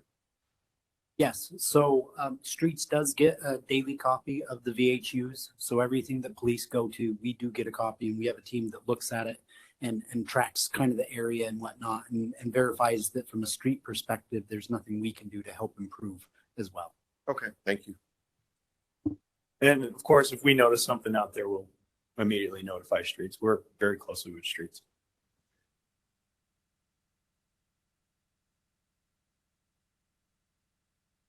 So I recognize that one of the, when speaking to, I believe it was Laura, that you guys wanted to know exactly how we explain how we investigate traffic collisions. So I can go into that a little bit if you'd like. Okay, so the next slide is our Arizona crash report. This is exactly what it means. What it says is it's an Arizona statewide crash report. So these are all the data points over the next 3 slides that we collect when we're doing a traffic collision. And it could be something as minor as someone backing into somebody in a parking lot, or something as serious as a fatal collision where someone passes away. So these forms are developed by ADOT with the advisement of all the municipalities within the state. So these quadrants that we fill in are consistent from Flagstaff to Nogales and everywhere in between. So what we do when a call for service comes in for a traffic collision, it'll get prioritized by our 911 callers and dispatchers. And once a unit becomes available, they'll go to that scene and immediately assess whether it is life-threatening. If it is life-threatening, they'll make sure that the fire department is aware and responding. They'll prioritize on those people that are hurt or injured and try to do the best they can. If they have to provide life-saving measures or things of that nature, do the best they can to triage the situation until the fire department arrives. If it's a lesser injury call, then a lot of times we'll try to get those cars out of the roadway if they're mobile. If they're not, then we'll use our units to try to create a little cocoon around that to make it as safe as possible, so we can gather all the information that is required for these forms and fill out these forms. The patrol officers do the best job that they can with the limited personnel that they have to get as in-depth as they can on these, so we can follow up with them later. The streets can evaluate a lot of the stuff that we send them through these forms to develop their plan. But that's, in a nutshell, we go out there as patrol officers, we gather all the information, render aid as much as possible, get those vehicles out of the roadway into a safe location, and then try to get the roadways open for the rest of the community. Any questions, concerns? Yeah, as much as I would like to be able to still be able to read something this small, I have a couple questions about what the data that's collected from. So this is on ADOT's website. Yeah. So I forgot to mention before you ask your question, maybe I'm going to answer it here. ADOT tracks all the statistics. So each one of these forms gets shipped over to ADOT, and they add them into their database, and they track all the statistics. Their website has these forms that you can take a closer look. I did my best to get it to pull up. Just a couple of quick questions about Sure. it. Does the form designate the difference between unsafe speed and exceeding the speed limit? Yes. It does. It does have that. Well, not unsafe speed and exceed. No, it's exceeding the speed limit. The form. If it's designated as speed as a factor or whatever, sure. There's no way to know whether that means they were traveling, I mean, it may have an estimated speed on here, but it wouldn't necessarily say, when this is aggregated, exceeding the speed limit as opposed to, sort of the basic speed law as far as unsafe speed. Is that? No. Okay, so it wouldn't. And does it have a designation on here? Just because I know there's probably many people that are concerned about school-age children and things like that, whether a collision occurred in a school zone, for example, or not. I believe it does. But as you can see, and even with my glasses on, I can't see. But I believe it's. Can you see it? That's a school crosswalk, okay, as opposed to a school zone. Okay. Great. And is there any one that has to do with getting on and off a school bus? No, I don't believe so. Okay. I'm just curious about what data that they collect. And any recommendations you guys can come up with, we can present them to ADOT. Yeah, because I do a lot of research in this area, and unfortunately, the data that's collected sometimes is like you have to cobble things together and try to figure out to drill down further. So, so yeah, there's definitely things probably once, but since you mentioned where the data goes, does the city keep if somebody said to the police department or streets or whoever would keep this data, does any of this aggregated data go to reports for the city, or in order to get that, do you have to go to ADOT to say what is happening in the city of Phoenix? So our crime analysis and research unit, CRU, is the repository for this, or actually they're the people that can mine the data based on what we're looking for. So if you were looking for, tell me how many collisions occurred at 27th and Campbell, I would contact our crime analysis and research unit, and they would be able to tell me that. So we do house all the data at Phoenix as well as sending it over. So would that be a specific request, or is there like a database that is provided, or do you guys run that? But it's funny you mentioned that, because we are working on a ComStat report where we can mine that information in real time. Yeah, because the city of LA has a big ComStat unit, and also the state of California has what they call the statewide integrated traffic reporting system, where all of this data goes, and you can just download all of the data. I mean, not at all of the state at once, but you can ask for certain areas in certain cities and things like that. I'm assuming that the state of Arizona doesn't have that. I don't believe the state does, but I know literally I was on a conference call today about doing that for Phoenix. Yeah, because there's a lot that probably could be done in terms of being able to drill down to this data, that if it were aggregated properly and all, that we could be able to take a look at it and see where there's patterns or things of that nature. Sure. Okay. Just three more quick questions. You mentioned speed trailers. Does the trailer have the ability? I know it's already there. So, but in terms of like before and after speeds with the speed feedback, the radar feedback trailer, do you guys do any data in terms of, hey, we put one out here and the speeds dropped by a certain amount or whatever? Is that something that you guys? The valid question, unfortunately, I can't answer it for you. It's something Lieutenant Jonke would probably have information on, but I'll relay that back to you. Great, thanks. And then the reconstructive detectives, are they just going to like the major collisions? They're not going to obviously minor collisions, or how does it get decided whether they get sent out for something? So the process for that is if it's a life-threatening or a death involved during the collision, then the on-duty supervisor or sergeant would call our main switchboard desk and say, hey, I need to talk to one of my sergeants.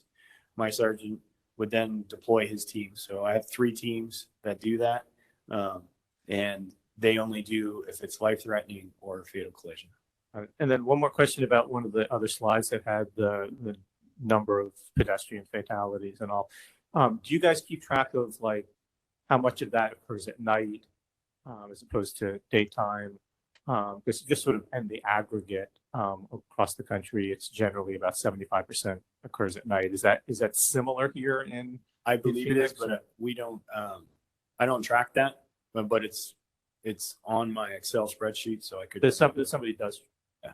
Somebody could answer that question. Yeah. Okay. And then one other question: does the city keep track of? This is a delicate question, but I'm just going to ask it straight out. In terms of pedestrian fatalities, how many of those are sort of like the homeless population and people that maybe in the street for reasons that they don't really know where they are or whatever? So, no. In the short, no. We have hypothesis based on some of the items that were left behind, but we don't track that to my knowledge. Do you think that would be something good that the city might want to keep track of? I could try to do that. The problem with that is it's difficult to confirm. So I've been to collisions where there's a fatality and the person is pushing a shopping cart full of stuff while they actually live right down the street. And that's just their way of getting around. So we have to rely on next of kin. And a lot of times the next of kin doesn't like to say that their person that died was homeless, because it makes them feel that maybe they could have done something better to help the situation. Right. But we can try. So it's it's a big conversation around the country. So I just didn't know how it. and I can tell you that when I get out there, most of the time that's the issue. The person is homeless, but I can't say for sure.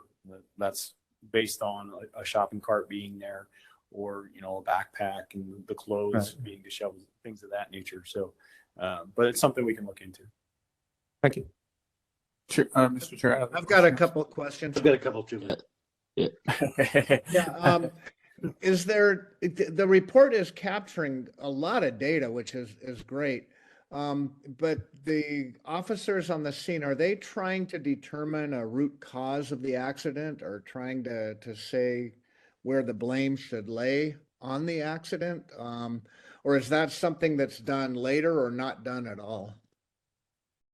They try to develop probable cause, and that's basically for video. If there's two conflicting stories, then we have to rely on video or witnesses in order to determine that. So they try, but a lot of times if someone says one person ran the red light and the other person say, no, I was in an intersection before the red light turned red, then we normally cannot determine for sure who was at fault.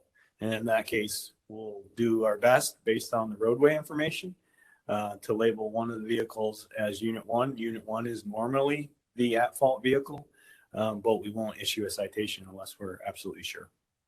Okay. Yeah, Chairman Callow, members of the committee, for those of you that are online, if you can say your name when you wish to speak and wait to be recognized by the chair before you start speaking, it'll just be much easier to make things happen. In that instance, we had 3 people who were trying to speak at once, and we may mute you if you're online to start speaking, because the chair gets to recognize who's speaking as the floor, so we can try and have an orderly meeting. And so we'll try and do that. But if you could try and just put your name out there and then wait for the chair to recognize folks, I think it'll help us move along in a more orderly fashion. Thank you. Yeah. Mr. Chair, I have my hand up. My question is, when there's an accident and the person doesn't die there, but they go to the hospital and then they end up dying due to the accident, does that, do you all keep a track of that does it go into your records, or is that a different set of records? No, that'll come to us, and then a lot of times we'll have to play catch up. Obviously, we won't have the roadway evidence that we would like to have, but that'll come to my unit, and we'll do an investigation on that. So that's counted for in this fatal for 2022? Yes. Okay, thank you. Yes. Is there a lack of lighting documented in the PD reports, like environmental lighting? Is that documented?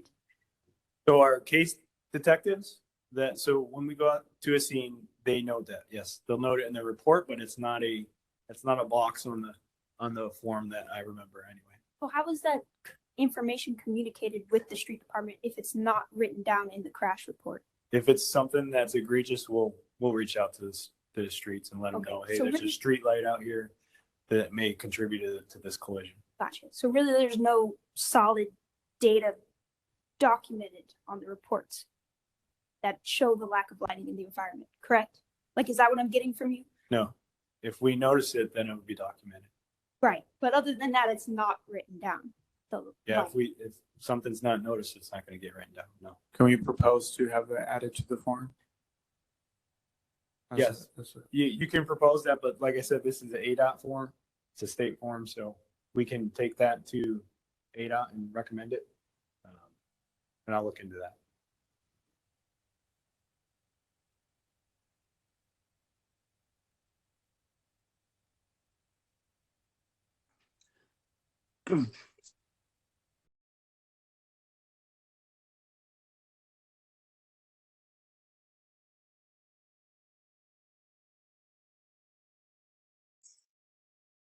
Okay. Do you want me to repeat it, or did everybody hear me? In essence, I don't know how we would, what your form would say if we recommend this, right? Would it say, between streetlights or at a streetlight or 150 feet away from a streetlight? Or, I mean, what data are we thinking they could collect? Abby, did you have a? Yeah, no, it's just the streets department says that there's a lack of environmental lighting that is creating these collisions, and the way that we solve that is putting in more lighting, but there's no data on these reports that supports. Well, I get that. I'm just trying to figure out how. That's just what I how wanted to to document it. What it would say. If I may, yeah, I think kind of, I don't want to speak for you, but it sounds like what she's asking is there something on the form as a contributing factor, say lack of lighting or something like that? If it's not on the form, then maybe the request, as I'm hearing it, would be something like that to have on a form for the state. Would be great for everywhere to, to be able to document something like lack of lighting or dark area or something like that. There was a contributing factor. It may have been the cause, but at least as a contributing factor. Did I paraphrase that okay? Yeah, Okay. it's just because the streets department always says that there's a lack of lighting and that's what creates these collisions, but really there's no data in these reports that supports that. So yes, Jay, what you were saying. So if you look just looking at the form, if you look at traffic control device, the officer would have to go in and check other and then write lighting issue. So I don't believe they look at that, the patrol officers. But that's something that we could contact ADOT. Try to see if Dan, is that you speaking? Yeah, I'm sorry. I was just trying to put my name out. I didn't mean to interrupt anyway. But could that be, I know that'd be under traffic control device. Would that be also could that be under road surface condition? Road, whether the road's lit or the area's lit, and could that be under road surface condition possibly? Sure, it definitely could. So I would encourage everybody on the committee to take a closer look at the Arizona crash report, and then we can come up with suggestions that we can put in ADOT's ear. So yeah, whatever you guys see applicable. I have another question for you. Do you by chance track? I know you track collisions in a school zone, or whether or not there was a bus, stopped and they went around it, or do they? If there's pertaining to bike lanes and vehicles parked in the bike lanes, or other hazardous obstructions that would cause a pedestrian, a cyclist to go outside of the bike lane into the main travel lane. Is there anything that you track that would indicate that was the cause of an injury or fatality, that they had to go out into the main lane of travel to go around a hazardous obstruction? So I don't believe we track it. I think that would be a case by case basis where we elaborate in the narrative of the report, but I don't believe we track it. Okay. Thank you. Any more discussion on this particular? Is this your last wrap up here? Is the slide or there? Yeah. So these are only slides. I put these on here just for basically you guys could have something to look at, and then we could get a better idea what we can go to ADOT with and encourage them to put on a form if we can. Well, before we conclude, I would like to thank you for coming tonight. I think this is very good information, and the severe lack of people out there doing anything. Just look at the numbers and have for enforcement, and the miles of road you're trying to cover. It's just random chance if someone gets a ticket. That's what I would say. Yeah. Chair Tallow? It's tough going right now. Yes, go ahead, Dan. I have one more question. Is any of this information or data loaded up into the city manager's performance dashboard, or is there a Vision Zero dashboard that this information could be available on?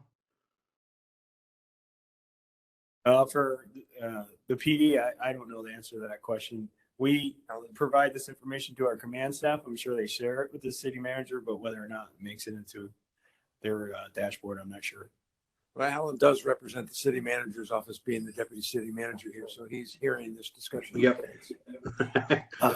I do not believe it's part of the city manager's dashboard. There are other metrics that are tracked by the various departments. But I also don't know what the streets department is tracking normally as part of this. And so I think that would be probably the first place we would start having some of those discussions to see. And we can certainly, if not here, talk about that in the future. Any other Okay. comments? Jay? Yeah, thank you. First of all, thank you very much for the presentation. Very interesting, and appreciate you taking the time to come. One final question and then a comment. The crash reports that you do in the narrative, which the narrative is going to have most of the real detailed information, I would imagine, anything that's not, in a box here. Are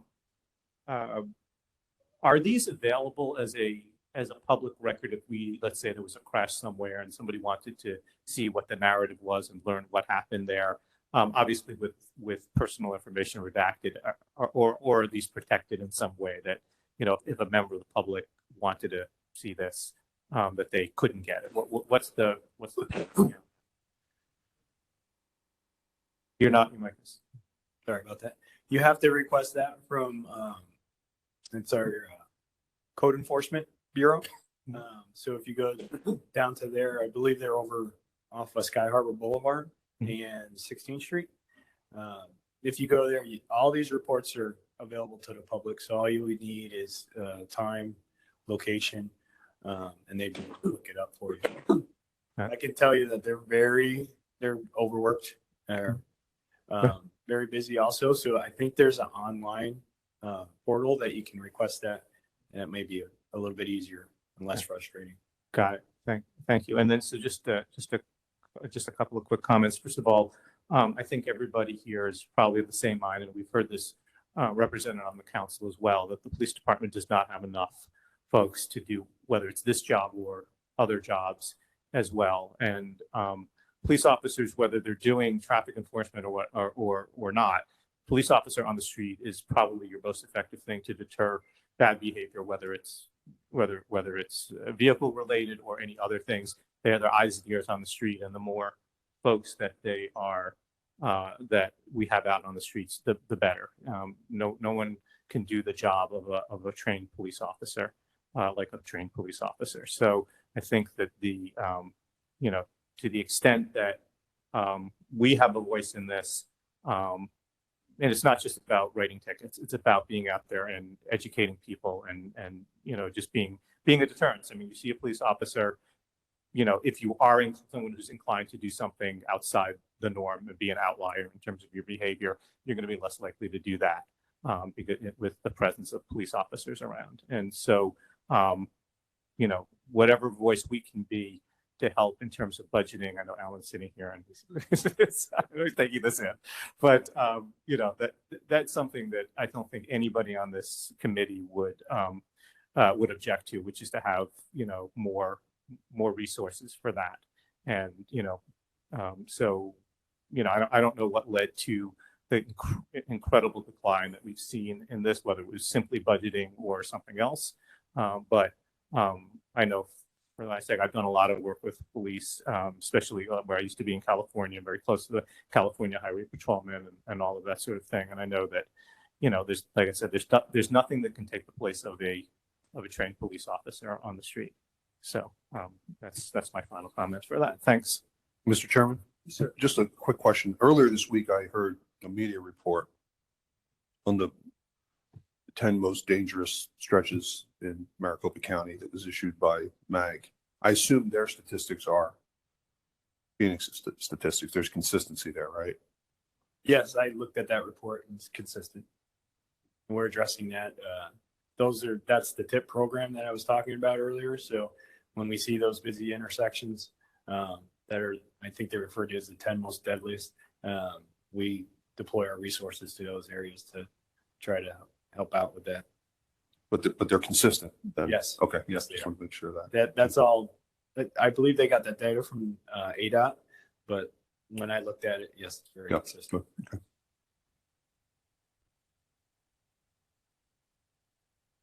Sorry, I have one other question. If we have follow-up questions, that email address that was on the presentation, we can send you an email and just ask a question if we have a follow-up. Yeah, so I would ask that if it's a fatality or serious injury, that you email me. And then if it's a traffic related, something where if there's enforcement needed, that you email Lieutenant Jockey. And was his email on the Yes. on that person? Okay.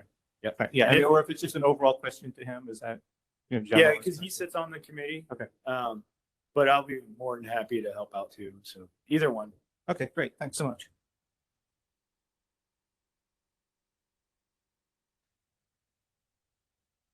I did follow up on the issue with the street lighting, and I've worked in the department for several years, and we did have queries on street lighting because the officers used to record that. They would go out there and after a crash and confirm that there was a street light and whether or not it was operational at the time. Apparently, it was taken off the form. The form has evolved over the years, so when you add stuff, you got to remove stuff. And it appears that the street lighting item was taken off. So, but you know, there's only so much room on the form. So apparently that's what happened. Good to know. Thanks for that information. It's a statewide form, and if you look, and if you look at ADOT, the majority of their roads are rural roads that aren't lit. So it's right. I don't know. I understand the issue.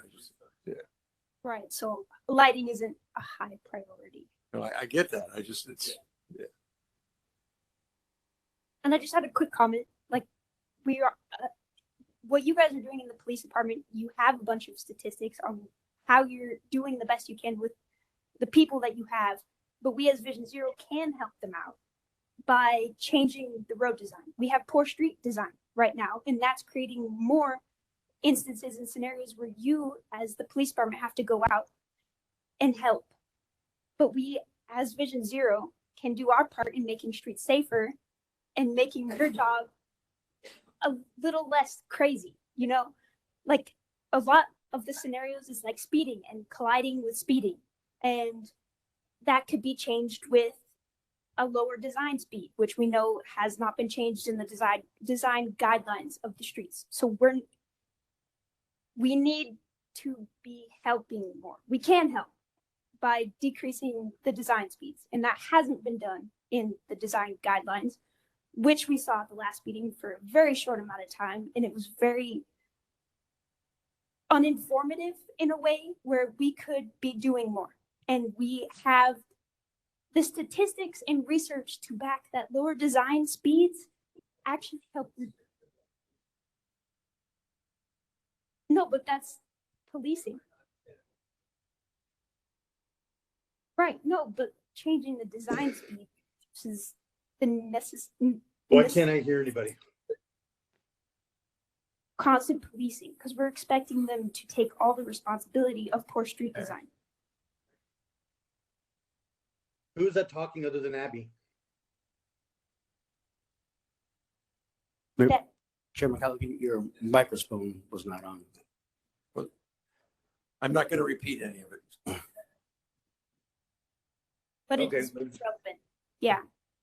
It is policing, you know. But we totally understand what you're saying. So, thank you. So I just want to say thank you for for all that information tonight and taking the time to speak with us and give us some insight into your operations and how and the contributions you make to the city.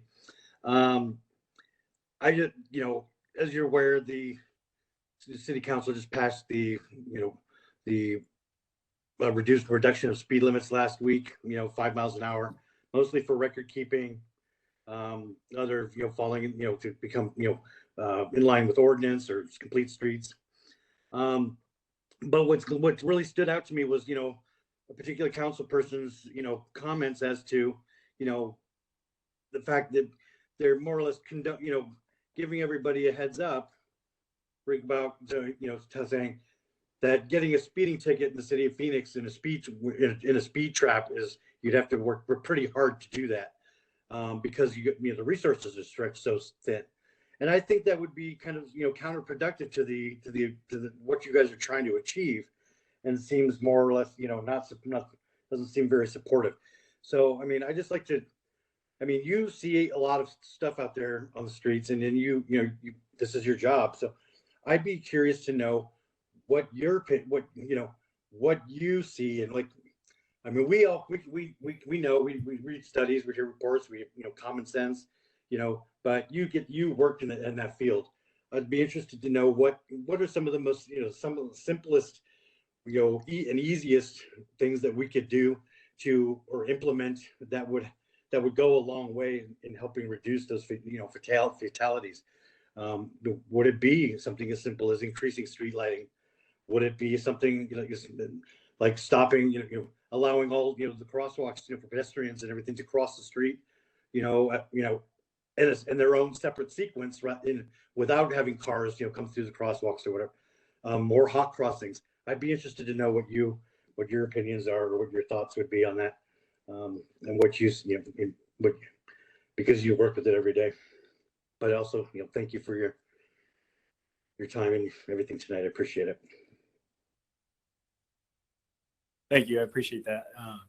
So our biggest issue, I believe, that is the reason for these fatalities is lack of enforcement. And the city's doing the best job they can to entice people to come to our department. I believe we have the best department in the state, if not the country. And the people that we have currently are great.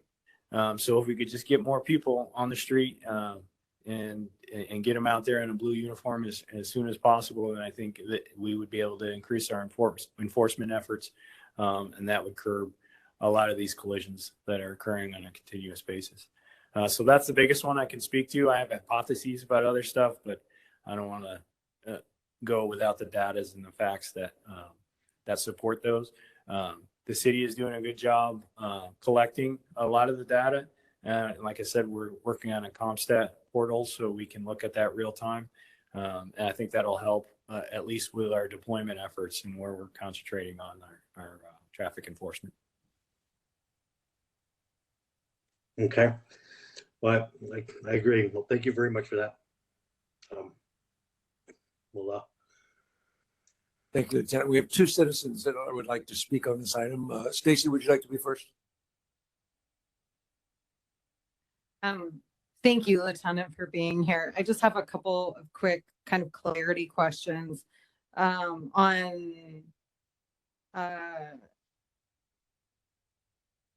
slide number 11. Can you pull that up?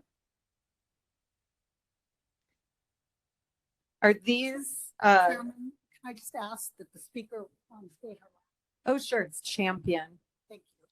Spelled like the spark plug. Are these numbers a combination of car and pedestrian fatalities and accidents on this page? Just for clarity? Yes. Okay. They're pulled from our crime analysis and research unit. So yes, they are. Okay. And then the breakdown of pedestrians would be page 13. Is that correct? Yes, that information is taken directly from the vehicular crimes Excel spreadsheet, not from the crime analysis unit. Okay. And then with regard to the speed trailers for data collection, I'm curious how it is decided where they're stationed. So my understanding on that is that's part of the TIP program where people call in and say, hey, I'm noticing a lot of speed in my neighborhood. Could you put a trailer out? And then we'll send some of those trailers out. Some of them are city council members that get information from the general public. And then what was the other one? But those are the two major people that are calling in and talking about them having problems within their community. Then usually that gets this squad to put a trailer out in that area. So it's not necessarily data driven though, based on, or it can be. It can definitely be. So if we like those top 10 fatality areas or dangerous intersections, then yeah, we'll definitely put them out in those areas.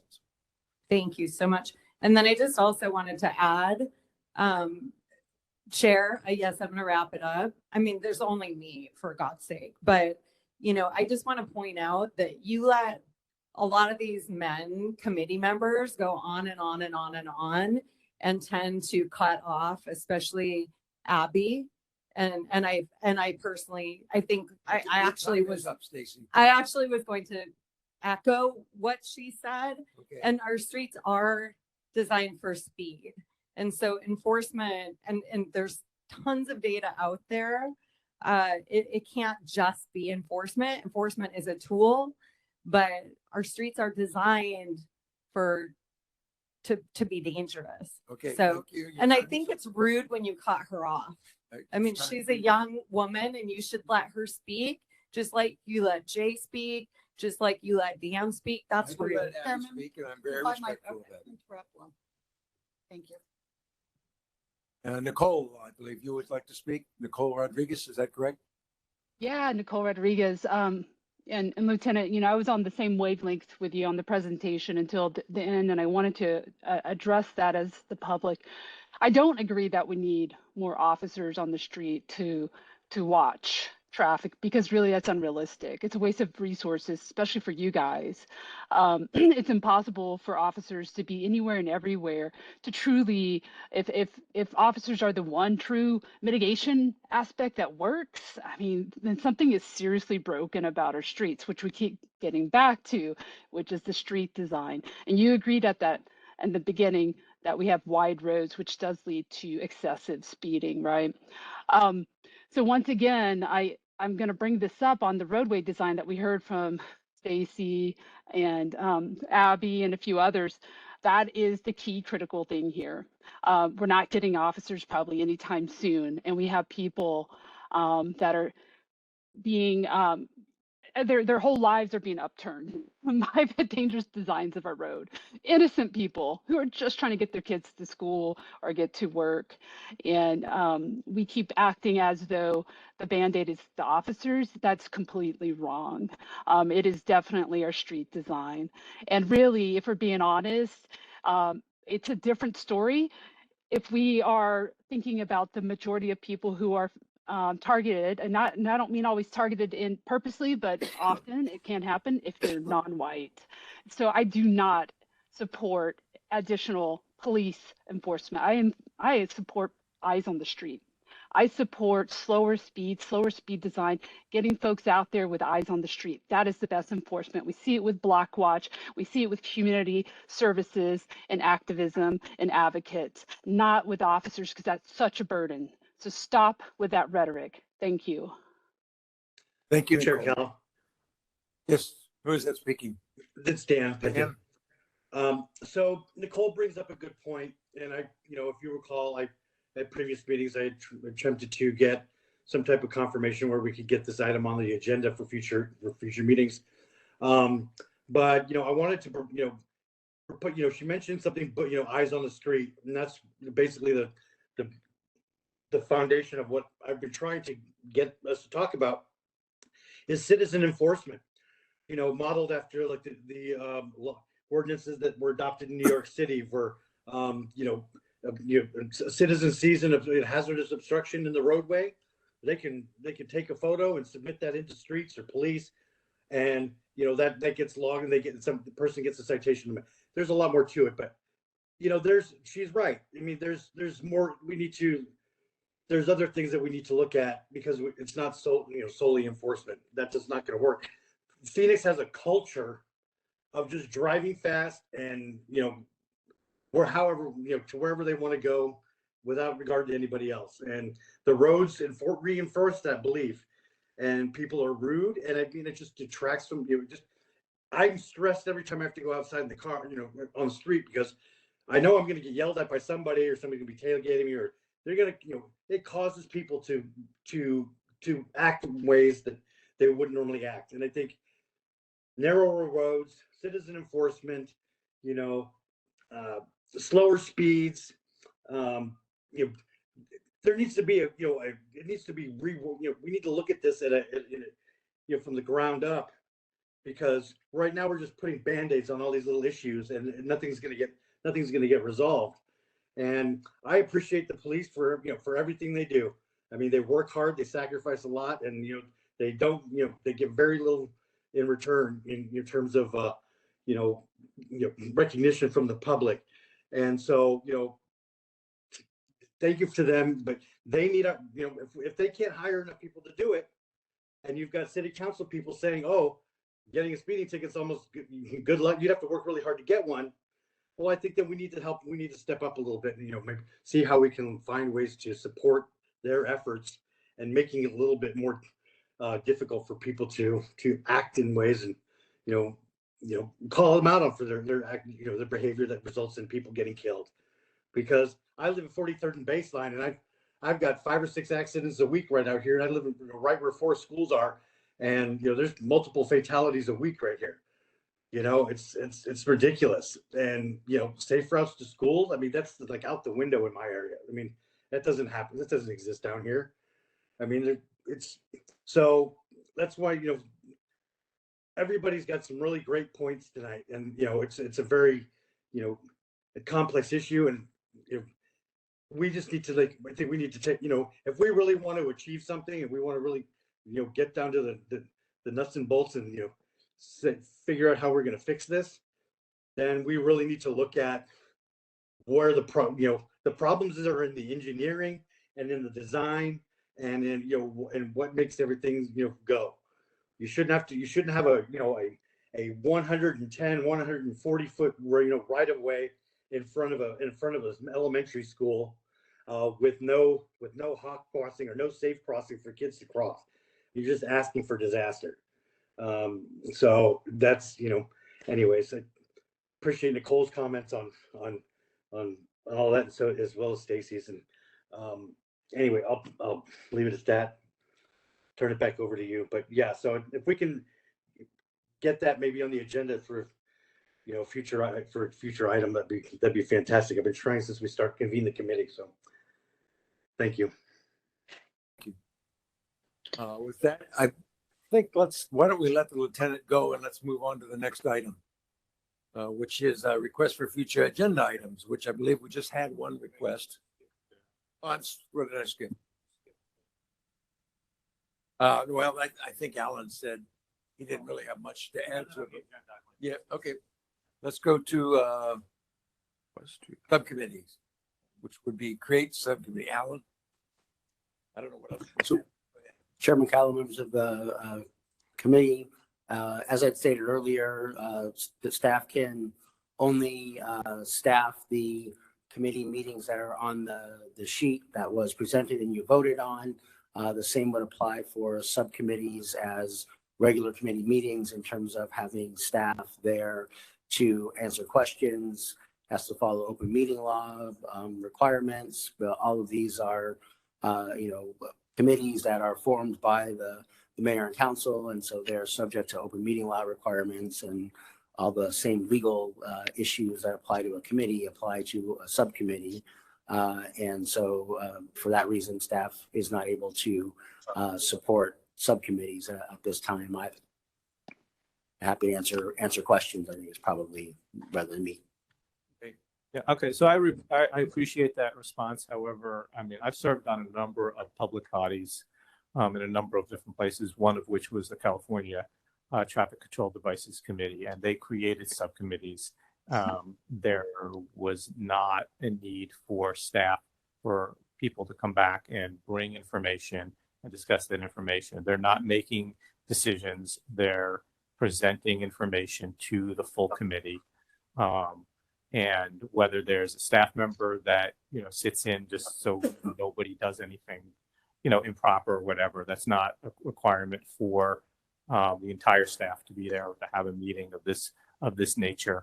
I feel like there's, and I'll just be blunt about this, Alan, this is not your fault, but I'm just going to say this straight out. I feel like there's just no desire to make that happen. And so there's resistance, and there's a lot of roadblocks being put up to say, well, we can't do it for this reason, we can't do it for that reason. And, as far as whatever the subject is that requires a more in-depth analysis and a more in-depth discussion than what we're able to handle here. You see how long this meeting has gone. We spent, I don't know, 20 minutes or a half hour discussing the schedule.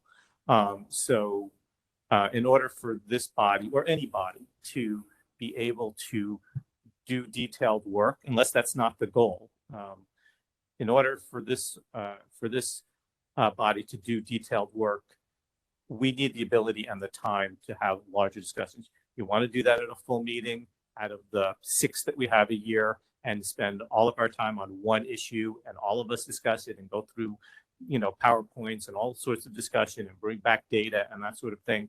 We'll be here for 3-4 hours or 5 hours or whatever. Or we can't fully discuss that issue and make informed decisions.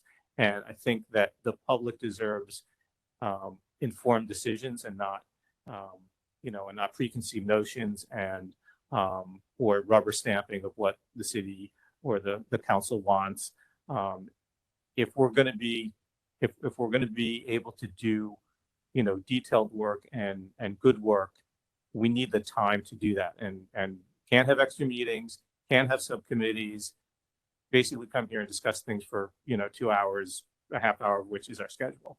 So again, I'm not trying to beat you up on this. I'm just saying that I think I'm probably not the only person that's frustrated about this, and I don't know how much more I can say about that. I'm not going to repeat myself, but I think that there has to be a way that this group can get information and look at detailed information and discuss things back and forth in order to have an informed decision and on any particular topic. Some require more information and more data than others. And I just don't see how we do that in the time and the resources that we're being given to be able to do that. So I'm just going to once again express my frustration that this is the answer that we're getting back. Okay, thank you, Jay. Any other comments? I do. May I add something, please? Go ahead, Rosa. Okay, thank you for all volunteers who are doing this, taking time from their families. I've been volunteering for over 10 years, and every single department, without mentioning any names, the excuses, City of Phoenix is short in staff, short in this, short in that. So people who's not earning a nickel is willing to work more than staff. To me, with all due respect, it's only excuses. Because if I'm willing to take some time from my family and work and do the best for the community, don't get that under the umbrella of City of Phoenix. No, you as a human being, you as a part of one community, what are you willing to do? Are you willing to work for the community? When I'm planning hundreds of people completely free, why getting excuses under we're short of staff, but you are getting paid? So can you volunteer with these groups or any community? Rosa, you're breaking up. I don't know if you can hear me, but you're frozen right now. Okay. So I just Mr. Chair. I just would like to know. We didn't hear some of what you said, Rosa, because your connection is freezing up on you, and we're not getting it at all. Okay. I'm just saying that if me as a volunteer over 10 years for City of Phoenix, can that staff is getting paid? Can you, at least work 1 extra hour for any committee? Because what I'm getting is, we are short in staff. But at the end of the day, I'm working for free for City of Phoenix because I'm doing the best I can for my kids and my community. But if the excuse is we're short in staff, no, you as a human being, as a part of one community, can you work at least 1 extra hour for any committee? Be willing to help. But what I'm getting is door closed everywhere. To me, it's kind of frustrating, but thank you for all those who volunteers. Thank Well you, said. Rosa. James Farley, I'd like to make a point. James, hold off a minute. Yeah. Go ahead. I have two comments. The first one is it's a question. I understand there's another committee that presents to the city council and advises on decisions based on the programs that we're looking at.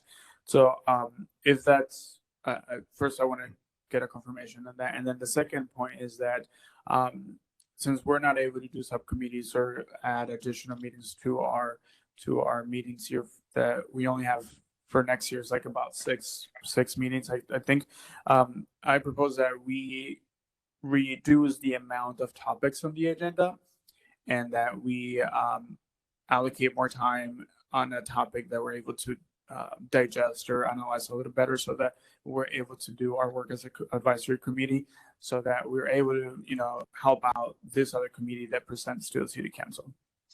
That's what I'm proposing. Any other comments on this? Chair Callow, yes. Yes. This is Dan. Dan. Jim, I had James waiting. James, you wanted to talk? Oh, go ahead, James. I'm sorry. Yeah, thank you. I did want to address this. I mean, I think subcommittees is a really good idea for this because, I mean, look at the case in point tonight. Here I am sitting looking at my clock, and we're 7:30, so we're 2.5 hours into this meeting right now. And, I'm not complaining. I volunteered for this, and, we need to spend the time to get this thing right. But if we can get into subcommittees that can handle some of the specific issues, I think it can save a lot of time for the whole committee and still accomplish a lot. I think instead of like a meeting every month, which has been discussed, subcommittee meetings to address specific issues makes a lot of sense to me. And I really think that it should be, seriously looked at. That's pretty much what I've got. Thank you, James. Dan, you had something to add? Yes, and thank you, Chair Callow. And yeah, and I agree with James. We've been at this now for 4 or 5 months. Seems a lot longer, and yet I look back on the time that the many hours that we've been deliberating and talking, and I don't know what we've accomplished really, except a lot of dialogue, and it just seems it's just really disappointing to me.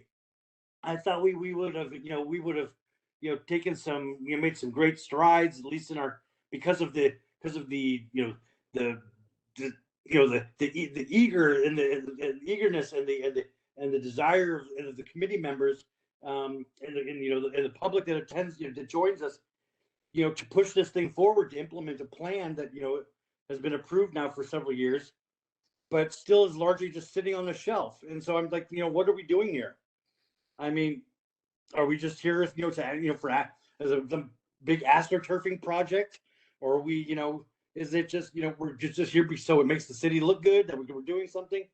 I mean, really what? Because I really think that we're kind of like the put on in the back, and just none of the other committees that are on part of the roadway safety action plan come to us, and yet our suggestions are reviewed by them and can be shot down and never even see the light of day at council. So I mean, I like the idea about limiting the topics to maybe one or two per meeting, but then I also like the other where outside of the scheduled 6 meetings, we're allowed to have the subcommittee meetings to discuss other broad more topics at length, and get to some results, and then we can bring those back to the meetings that we're going to have for the 6 meetings that we're going to have. So it would give us the opportunity to kind of like work out all the details and work out what needs to be, what we want to bring to the main the committee, and then so that way our meetings are productive and we're not spending 45 minutes on a schedule. And there's we're actually the city can the public can look at this committee and say, yeah, they've accomplished that this year. This is what they, and I feel safer going out of my walking my children to school, or I'm riding down the street. I mean, I feel I'm more scared today than I was 5 months ago to ride my bike in the streets. And I mean, I just won't do it. So, I mean, when are we going to actually do something that matters? That's what I want to know. Thank you. Thank you, Dan. Yeah, I'll keep this brief, but gonna kind of echo what James and Dan are saying. I Be closer to the yeah, so I believe that there should be subcommittees, but rather than going after each other and finding out who's to blame and explain why we can't do things, rather instead we should just focus on what can we do.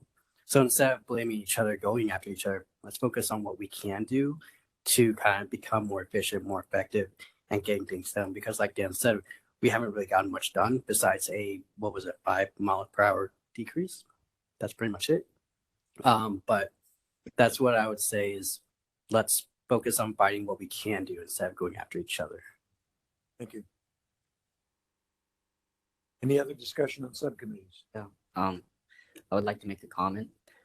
Our grievances should not really be discussed here because it's kind of just a waste of time. But you know, our grievances are valid. It's just our street committee can't really do anything about that. The real problem is getting it approved by city council rather than the street committee. So if we wanted to do something with that, we'd have to bring it up with them. I think talking with them directly would be a more efficient route than just showing our grievances here. Any other discussion on subcommittees? Two people that would like to speak. Okay.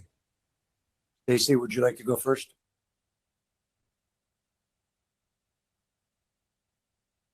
Thank you, and I will be less than 2 minutes. As someone who has been on, chaired too many to count committees over the course of my career, I am mind boggled that you're not going to allow them to do subcommittees. You could have one staff member help. I mean, I don't even know if there was a staff member who helped with like the tree and shade subcommittee as an example. It allows people to dig down on an issue, come back, present it to the full board, do a side off on open meeting laws with everyone. I mean, this is just silliness, Alan. Like, come on. I mean, like, what other committees have you guys said, no, you may not do subcommittees? You have volunteers willing to like help with this issue. That's ridiculous. That's all. Thank you. Thank you, Stacey. Nicole, would you like to speak? Yeah, no, this is definitely something I support. The subcommittees is long past due. And really, to be honest, as someone else, and thank you, Rosa, so much for your comments. When you've been doing this for years, as a lot of people have who are in the public and serving on this, it is exhausting, and that's not a grievance. What it is that there's people's lives at stake, and there are departments that actually do work with the public. I know from experience, although it's not always easy, but that has not been Streets Department. And we've been doing this for a long time. Read up on Google Complete Streets, y'all. Learn about this. Come to this prepared. There's a long history with this and needs a culture change. I hope that's you, Joe, but we don't know yet. I hear a lot of other people speaking for you so far. I really want your leadership to come through. We have not seen that with Ray Dobalina or with Keeney or anyone before them.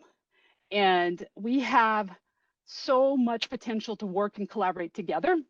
And I do agree with that comment, but we have been putting ourselves out there to help and work with streets for years. And we get public comments at the council meetings. Y'all should attend those and listen to those comments, because those are stories about people's family members that are dying out there and they're not getting any kind of response from any city department that could potentially help with that. There is so much rhetoric to this. Please, y'all, do your homework on this. It takes a lot more than sitting at the meetings, but you got someone there who's actually in the public probably right now who serves on the planning commission. Guess what? They go until past midnight. Not ideal, but they're not actually talking about people's lives at risk.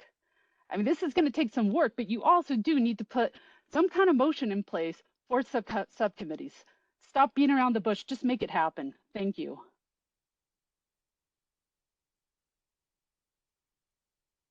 And I'm not muted, so I'll just keep going.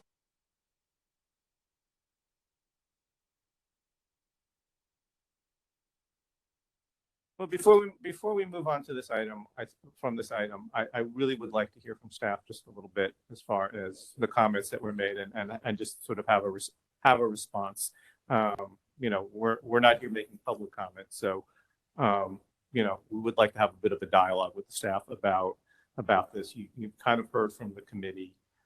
Is there any way to make something, whether you call it a subcommittee or whether you give us some ability to dive more deeply into subjects rather than just kind of have these presentations and spend the time that we're spending on 6 meetings a year? I just want to hear if there's any way that something broader can be done.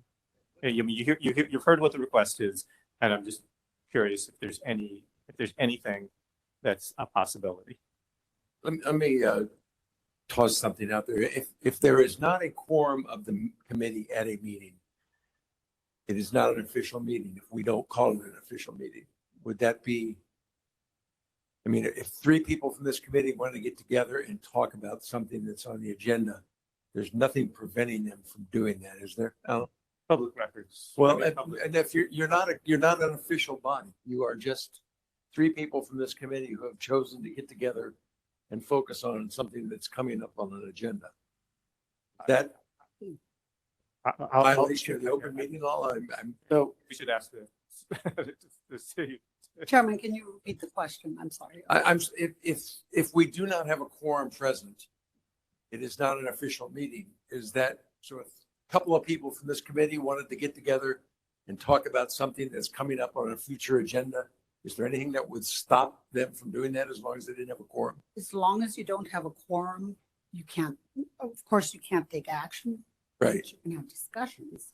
You just cannot take But, action. and they wouldn't take any action. But if let's say Jay and Abby and somebody else wanted to get together and talk about an item, and then they come back and the 3 of us talked about this, and this is what we concluded. I mean, that's kind of a subcommittee. But does that still have to be an open meeting? I mean, you're talking about a serial meeting, so I'm a little. Let me just caution Yes. that the open meeting law, you subject, if something starts looking like it's a pattern, there Then are it becomes a civil meeting, penalties yeah. that can be. Okay. And, I've been with the city for 23 years in various positions, almost all of them dealing with public bodies. And, what ends up happening is the product that comes out of it gets questioned and gets sent back and does not get adopted by the mayor and council when it may be perfectly good work product. But if someone doesn't like that and picks fault at the process to do it,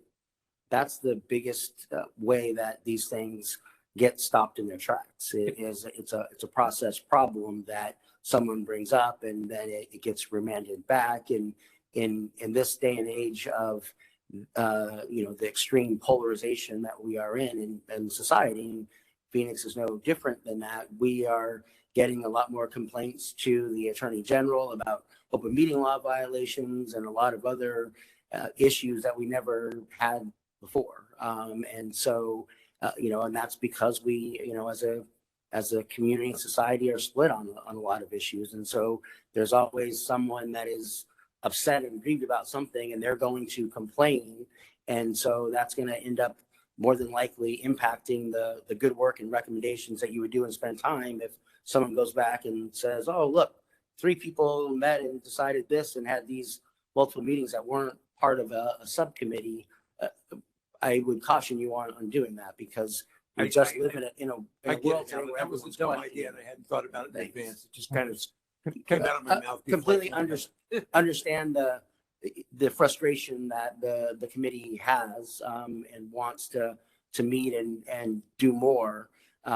We will look at as part of the recommendation from before. There are things that we could do to help, workshop or other things to try and figure out how we could streamline things and get more accomplished for you guys and see what we can do on that. But at this point, I wouldn't be able to say that there's a way that I see for us to be able to have subcommittees that don't have staff involved in them. And that isn't just this committee. The Planning Development Department and other boards and commissions have very passionate folks about some of their issues as well, and they want to have subcommittees, but they're not able to either.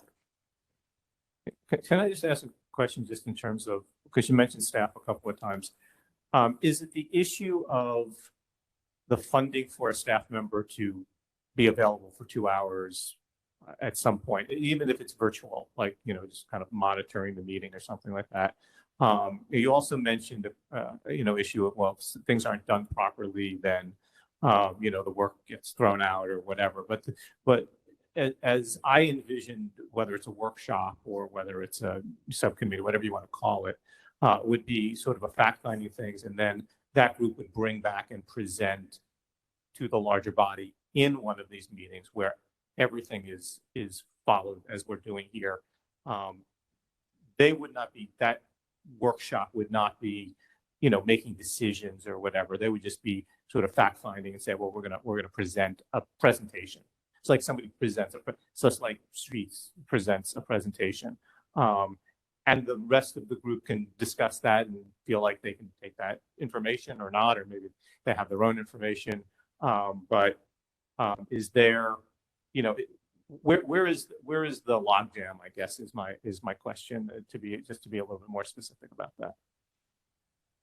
Well, the logjam is in staff resources, and it's not just volunteering for a couple of hours. There are multiple different committees that are formed that look at various issues, and staff has to attend all those different ones. This is my third night meeting this week, in addition to working regular during the day.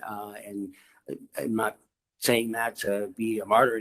There's lots of staff that have even more than that, and part of those things are trying to balance those things and making sure that we have appropriate good staff, not just staff who are taking some notes, having staff that can be a part of making sure that there's a good discussion to, maybe use, for example, an item tonight that we talked about going back to Cave Creek Road and Union Hills.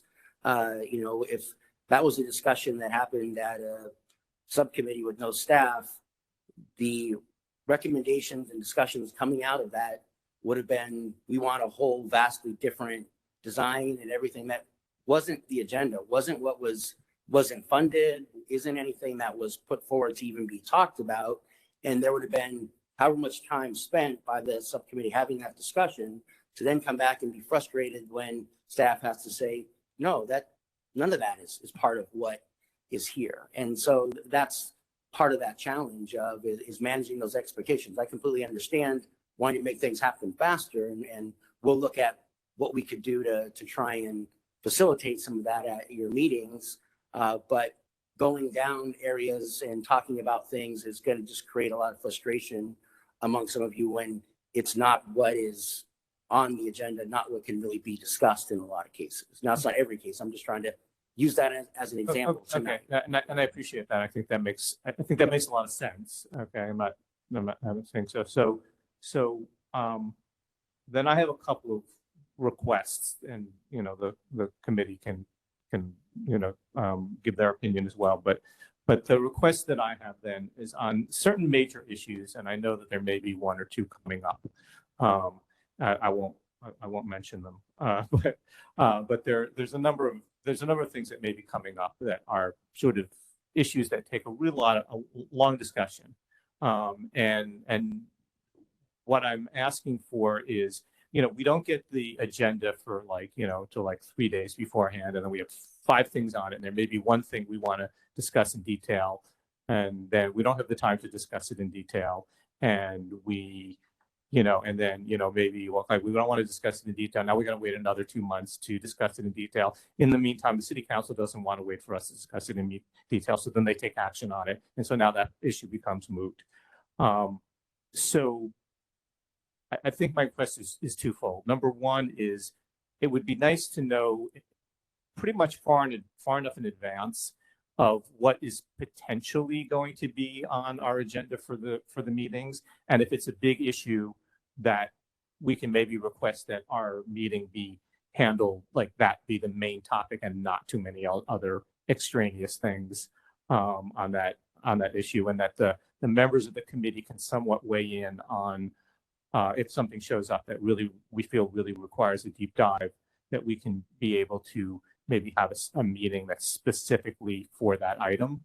I think some of the frustration that you may be hearing is from the fact that we don't know in advance. Somebody puts this together, and that's what we're left with. So I think that maybe that could help alleviate some of the frustration, is to, if we're able to designate certain meetings with a deeper dive on a particular topic, but we can't do it if the agenda comes out 2 days before or whatever for us. Is that clear? Does it make any sense at all? I understand the request, and I'll talk to staff and see what we can do on that, because we can certainly look at identifying upcoming agenda items and have kind of a running list of things that you guys have asked for, that we've asked, that we know is coming forward, that we want to bring to you guys to talk about that, and maybe that's something that at the previous meeting we can then take some input on. Okay, when that one comes up, that's a really important one, and let's make sure we give some time to that one, whether it's our next meeting or it goes to the one after that because something else, whatever it is, we'll be able to know and get your input on those if we have a kind of a running log of what we anticipate. Now there may be some emergency issues here or there that we'll have to bring up, but I think we can keep track of kind of the bigger picture ones to put those on. And there's one particular topic that I'm thinking about, and I know that it's been promised that it would come to here first, and then before it goes back to a city council subcommittee, and we want to make sure that there is enough time to discuss these things and make sure that if there is any sort of recommendation coming out of this committee, that it be done on good information and with detailed information, but the city council may be chomping at the bit of it in terms of getting something, moving forward. And we want to make sure that we're not in a position where, once again, city council goes ahead and does something we didn't get a chance to weigh in. So I appreciate that. Understand. Thank you. Mr. Chairman, I'm just going to try to hopefully help move things along a little bit. Alan, I think you and the staff really got a clear message tonight. We want to be more productive, even if it takes more time. And I think my guess is you're going to look at several things, including streamlining the activities a bit that would allow us to be more productive in maybe the limited time that we do have. So, I just think I think again the clear message was conveyed tonight, and I'm hopeful that we'll come back with some. I think one of the realities is we're a committee that popped up, and it's not like we're got 10 years of history here. So I think we have to be understanding to that extent as well. But I'm hopeful that you heard what you heard tonight, and I'm confident you'll come back with some ideas and thoughts about, again, how we can move things along, especially as Jay pointed out, we know other issues are coming that are going to take even more time. So. Absolutely. Yeah. Thank you. And we have heard that, and you're absolutely right about a learning experience. I'm certain that, when we come back with something on, traffic light modernization, now everyone will understand that that's the scope of that project, and spend your time talking about those particular things and move on to something else, not other stuff, because that's not, part of the scope, and that will help you guys focus some of those things. But that's part of being a new committee, and this is a new, avenue for the streets department to be presenting some of these things and talking about them. So it's a learning experience on both sides. Okay, we talked about this item enough. Okay, we're moving on to the next item, which would be requests for future agenda items. And we gave you a chance to talk on that, right, Stacey? You didn't get a chance, I remember. I didn't. Yep. I didn't forget you. Yeah. Mr. Chairman. Yes, sir. Two things. I again, media report this morning that pretty significant federal appropriation, I guess it was, came down regarding Indian School. Am I incorrect on that, or? No, you are correct. Chairman Callow and members of the committee, the Street Transportation Department did submit for a grants award was a grant to improve Indian School Road in West Phoenix. And Joe could probably tell me what the streets were on it, but it was awarded for $25 million. Right. And so I don't know to what degree that's altered plans or strategies or anything that, you know, I mean, obviously you applied for the grant, so you targeted it some time ago, but I guess for future discussion, you know, the committee needs to be looped in on exactly what the plan is. I think that might be helpful. Yeah, and so when the Streets Department works on that, they will be coming back with a consultant and talking to you about options and those things of what to do within that Indian School Road corridor, looking at the data collection of traffic accidents, all those things to be able to then come and have a much bigger discussion, but similar to what you saw today on a small scale. I assume so. So doesn't need to be added since it's But the going to time happen. between It's going to grant happen. award and actually seeing something. is Right. Fairly long. Of course. Well, I assume, but the grant application probably included some details that are pretty far down the road, but maybe not.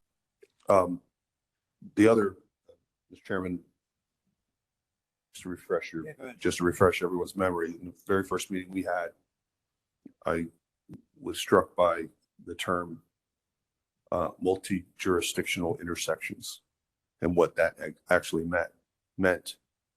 And I asked at the time, how many are there?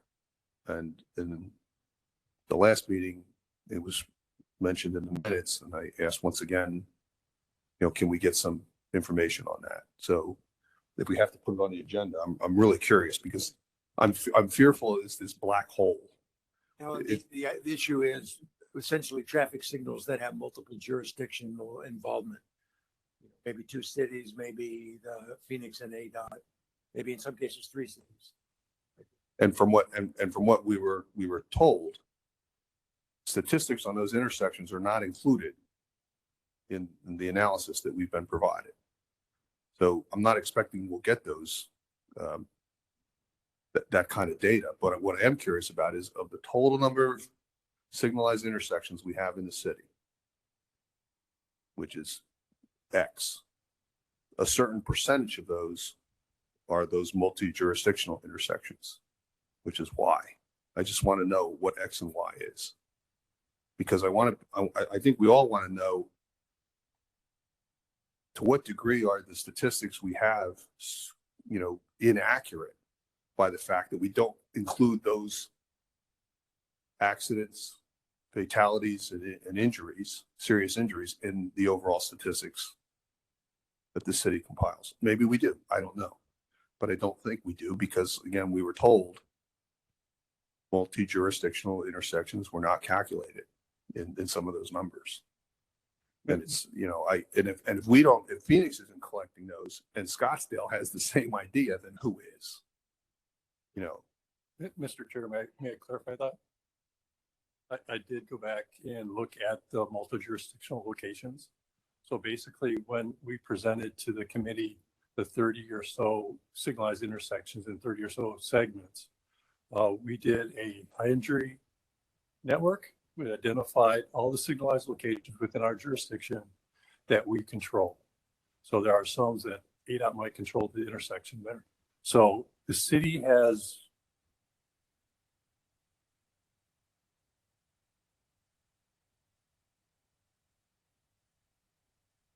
here it is. 1,178 signalized intersections that we own and operate within our system. There are 98 locations where there's an abutting jurisdiction located with those. So when we did the analysis, we looked at the city limits, drew them around where we had traffic signals, then also looked at ADOT's jurisdiction as well. So when we include the signalized intersections that are on city limit or within ADOT right away, there's 98 of those locations. So when we did the original high injury network, we did look at those locations, but when we went through and selected the locations that we wanted to address first, we did not include the multi-jurisdictional ones as trying to find the specific locations that we can implement a solution the quickest. Because typically when we have multi-jurisdictional location, it takes a little longer to get the improvements out in the field. So go ahead. So I got the initial answer I was looking for. Roughly 9% of the city's intersections are on our borders. Signalized intersections are on our borders. Do we know the accident, fatality, and injury numbers for those intersections? Yes, we do. Okay. We do. So as a result, those numbers were included in obviously our overall stats. Yes. Now, okay, the 98 are under the jurisdiction of the city because for whatever reason the agreement was met on how it worked, where the line is or whatever, right? But we're going to take this one Scottsdale while you take the one down the road. How many others are on the border of the city that members of the committee, can we go back to putting items on the agenda? Only because this was not. I like this item to be put on the next meeting agenda. Okay, thank you. And I'd be happy to do that. For lots of reasons, I'll be happy to do that. Future agenda item. We got Yeah, yeah. Thanks, Reed, for getting what you did get, though. I appreciate that. Okay. The city did a study with regards to traffic signal timing, and I know that the council gave some direction. I'd like to get an update on where we are with that in terms of the yellow light time. And also with respect to some of the issues that have come up recently with regards to lowering speed limits, which then affect the yellow light time is one of the things that I'm concerned about. And so I would like to get some information back on how the city is implementing that from that study and where we are with it and how long it will take to get that done. And also with regards to, on a street that, as we saw in the last iteration the other day, lowering speed limits. I know people said, oh, it's only 5 miles an hour, but that's almost a half a second of yellow light time. If we're going to start with that point and then add 7 miles an hour to it, which is what the city's recommendation was, we're right back where we were before. So I would like to have the staff speak to that and how we're dealing with that, because if our speed limits are nowhere near what the 85th percentile speed of the roadway is, then our yellow light time is nowhere near sufficient. And I'm very concerned about that, especially with regards to the concerns from this committee and also from the city council of, red light crashes. I would like that put on the agenda. Chair Kello. Hold on, Dan. Abby's got. I know. I was just putting my name out there. We should consider creating and printing yard signs to spread awareness about Vision Zero. We can draw inspiration from cities like Portland, Oregon, who have sparked a notable shift in community consciousness. Mic on. Yes. Sure. Okay, sorry. We should consider creating and printing yard signs to spread awareness about Vision Zero. In cities like Portland, Oregon, they have those signs, and it has sparked a noticeable shift in community consciousness about Vision Zero and its goals. But I would like to stress the signs are not a whole solution. Just to spread awareness, they should not become an excuse and used as a distraction from doing things that really help Vision Zero's goal, like actually changing the design speeds, for example. Abby, are you asking for an agenda item, or are you, what, I'm not clear. Yes, it was recommended that from the City of Phoenix that this should be presented in the future agenda item section. But I didn't catch what you were asking should be presented in the future agenda. Road signs. What? Right. You got it? Yeah, Chairman Callow, I think she's asking that a future topic look at the potential for some type of kind of yard signs that are just promoting general awareness about Vision Zero, and that be a discussion sometime in the future. Yes, you got it. Got it. Better job of hearing than I can. Mr. Chairman, I just want to add on that, if I could, because I think maybe Abby would be particularly pleased to hear this. When when I was appointed, I was told that one of the goals, I guess, of one of the parts of our mission would be some type of public awareness campaign. So I think when we're ready to wrap up our work, I think a broader discussion about, okay, how are we going to get this word out to the public, going well beyond Abby's idea, is something that I get the sense city leaders are interested in at some point. So that might be the time to consider something like that when we're at the end and we know what resources might be available to do that. Chairman? Dan. Hold Yeah. Chairman Callow, I just wanted to let you know that you no longer have a quorum. Oh, well, do we have a quorum even with the online people? No, okay, well, if we don't have a quorum, we can't do it. Right? Well, we know Since we're not taking action, are we just, we can just. I just we wanted can to make still you a request. correct. You don't Okay. have any Well, more we have no, action. thank you. We have no, other than adjourning the meeting, I don't think there's any other action. Well, we now have our first subcommittee meeting, whether we like it or not. So Dan, I think, wanted to. Yeah, thank you. Thank you, Chair Callen. Thank you.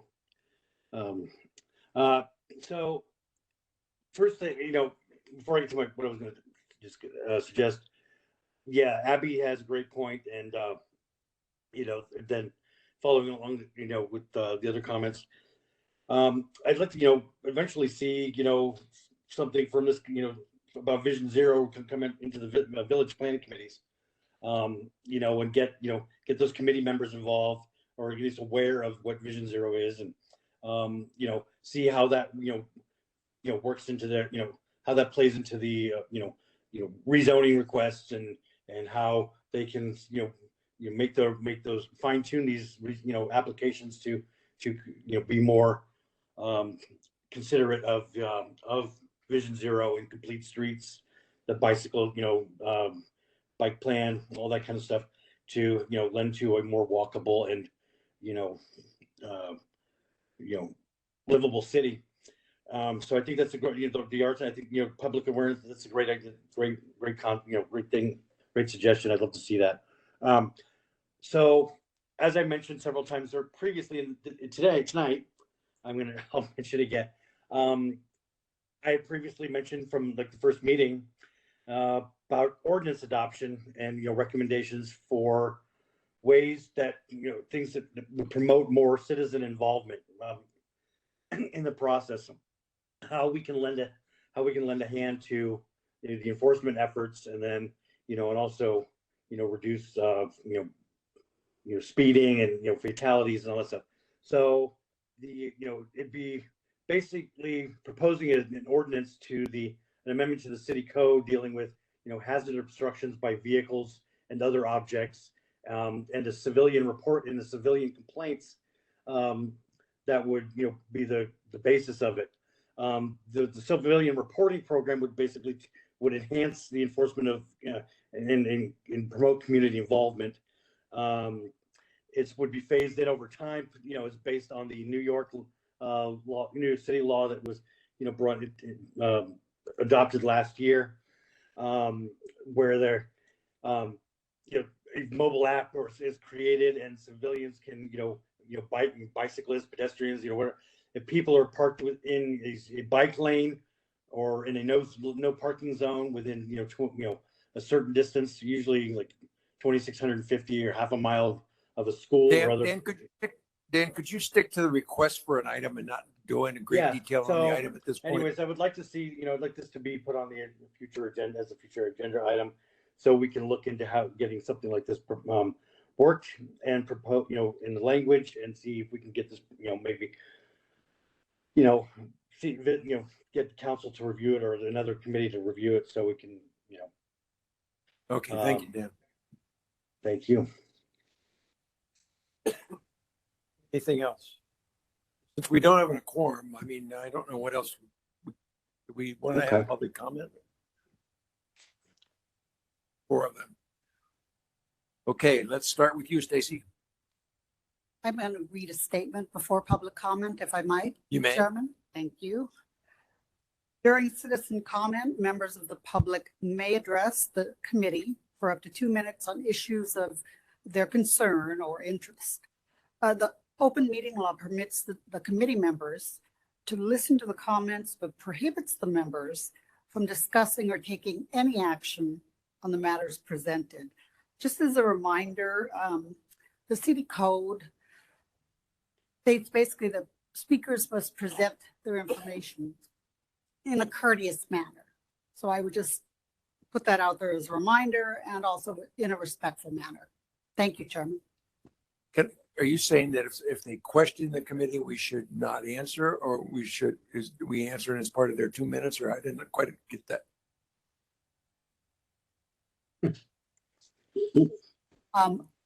They'll make comment, but the committee cannot take any action or start a dialogue answering questions. You can instruct staff to look into those matters and bring it back at a later agenda item.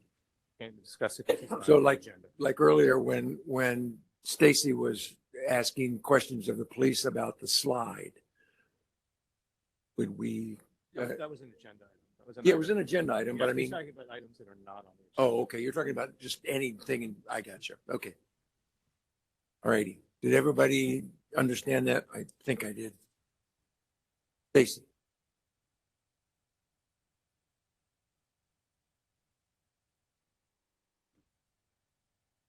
Look, this is comment. So you should be a petition the rush hour. Oh, why is this going? Hear me okay? No, you're breaking up. Can you restart the clock? I think he's bringing you some batteries. Just a second.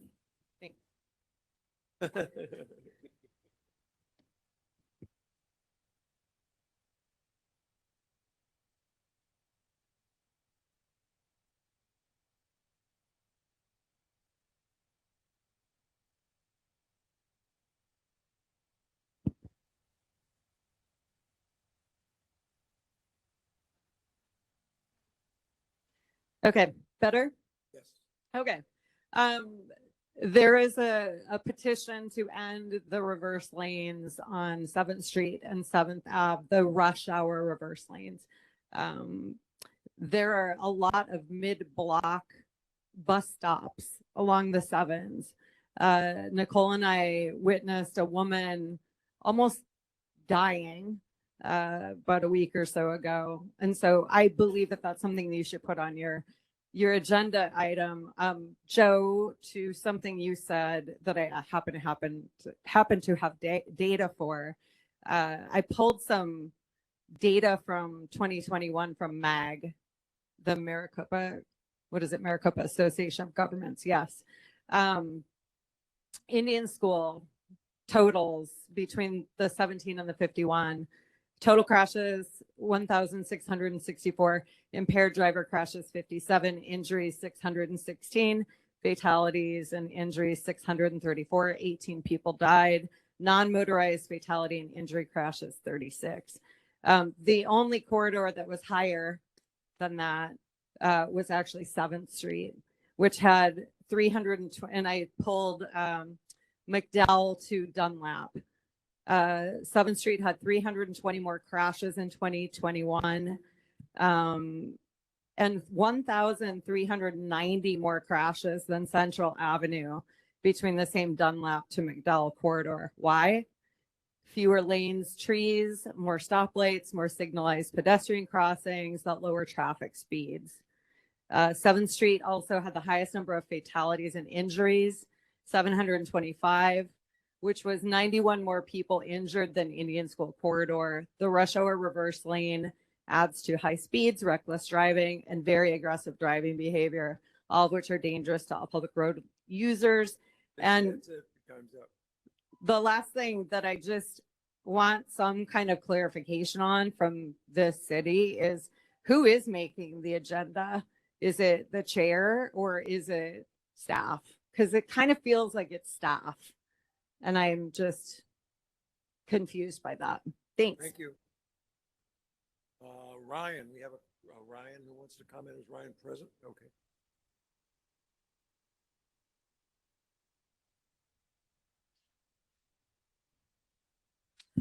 Good evening, Mr. Chair, members of the committee. Ryan Boyd for the record with the Urban Phoenix Project, 1069 West Taylor Street. To set up, firstly, firstly, welcome to Phoenix, Director Brown. We expect to see some exciting things. You heard about you being a strong, complete streets and Vision Zero advocate in the press release. Well, I think it'll go a long ways if you start to have meetings with the various community groups and the members here on another way to start having that conversation, because trust is very clearly not at the levels it needs to be for this meeting to run smoothly. There's a lot of things that need to happen here, and I think there's a challenge that has been beaten to death today over the fact that we really need more opportunities to have that kind of meeting as time to discuss these things, so we aren't spending 3 hours arguing with each other over procedural items. And I think that it's concerning, I will admit, when we're being called to stick to the agenda and we have agenda items such as intersections and segments updates being recontextualized as only traffic system management. I get that that may have been an oversight on the agenda situation. I get that it's very difficult and you're trying to move things along so that everyone can have the discussion and chime in. But it's frustrating when staff decides to limit beyond what is already on the agenda at that point.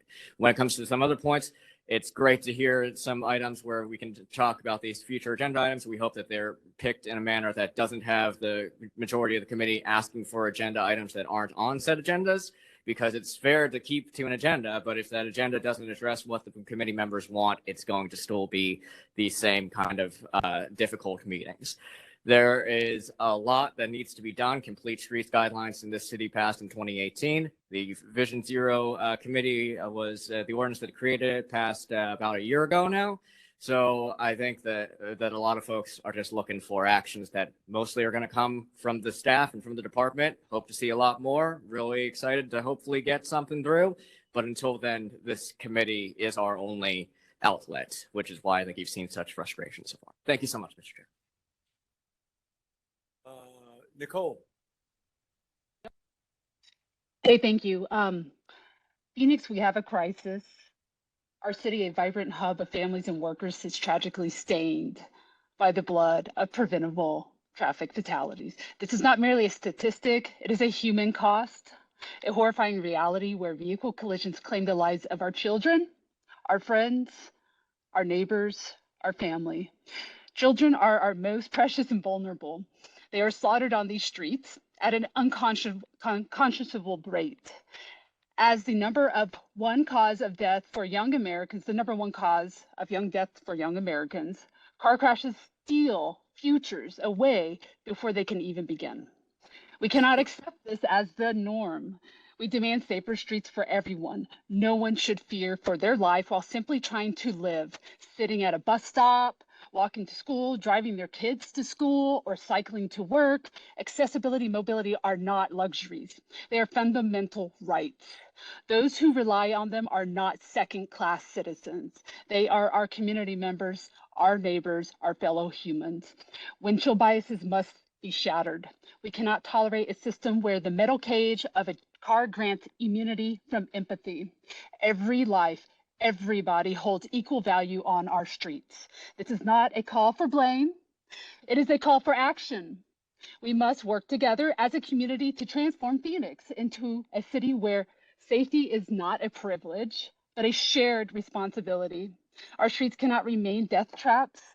They must become vibrant arteries of life, pulsing with the energy of a community that values every member. Let us rise together, Phoenix, and build a city where every step, every pedal stroke, every journey is taken with the confidence of safety and the promise of a brighter future. We demand safer streets for all users. Phoenix deserves better. Thank you. Next, Nicole, Kristen, I'm sorry, Kristen. Do we have a Kristen somewhere who wants to speak? Online? Online, Kristen, are you on? Yes, can you hear me? Yes. Great, thank you very much. I am the Vice President of Urban Phoenix Project, and thank you for the time. As you know, last year, Arizona had the second highest rate of pedestrian deaths nationwide. and this committee is one of our best ways to address this problem. I would like to see future agenda items, including implementing safe routes to schools in all districts, implementing pedestrian leading intervals citywide, eliminating right turn on red laws, implementing left turn reform citywide, and of course, eliminating the rush hour reverse lanes. Additionally, as a cyclist and also as a car owner, I can say that one of the main obstacles to safety is cars parked in bike lanes, which I do find to be consistent and unenforced along many of our city streets. I would love to see the city dedicate an officer to enforcing those violations. Additionally, I would love for the streets department to change the requirements for getting a hawk signal. The hawk signals are wonderful, but they're still viewed only as pedestrian infrastructure when they can be crucial for eliminating gaps in the cyclist network. For example, 42nd Street and Thomas did not meet the requirements for a hawk signal because those requirements are that enough people must cross 6 lanes of traffic without even paint, including double points for the elderly. So unfortunately, that's not a great solution for us. I would also love to see the agendas for these meetings get out further in advance, especially when the meetings are only every 2 months. I just find that 1 day in advance of the deadline to do public comment is not very sufficient. And then lastly, of course, appreciate all the police department's work, but I think seeing the volume of effort that's required really shows us that we are dealing with a big problem, and the enforcement is not the solution. The solution is infrastructure. And so I would really love to see more teeth put into the Vision Zero meetings and ensure that we have subcommittees and or monthly meetings as desired by the committee to make sure that we can make a difference. Thank you. Thank you, Kristen. I don't think we have anything else to talk about tonight. Does anybody else have anything to talk about tonight? I'd just like to add thanks to the staff that stayed late. The staff over here in particular made it, very seamless to have everybody on. Our public outreach staff, Heather, I've already noticed, has been on about 6 public meetings, I think, in the 18 days I've been here. So I just wanted to thank them and the traffic staff for being ready with some answers. We have some more answers to go back and research, obviously, based on a lot of the questions here, but thank you. Thank you. All righty. That meeting's adjourned. And since we don't have a quorum, we don't vote on. Thank you. Good night, everybody.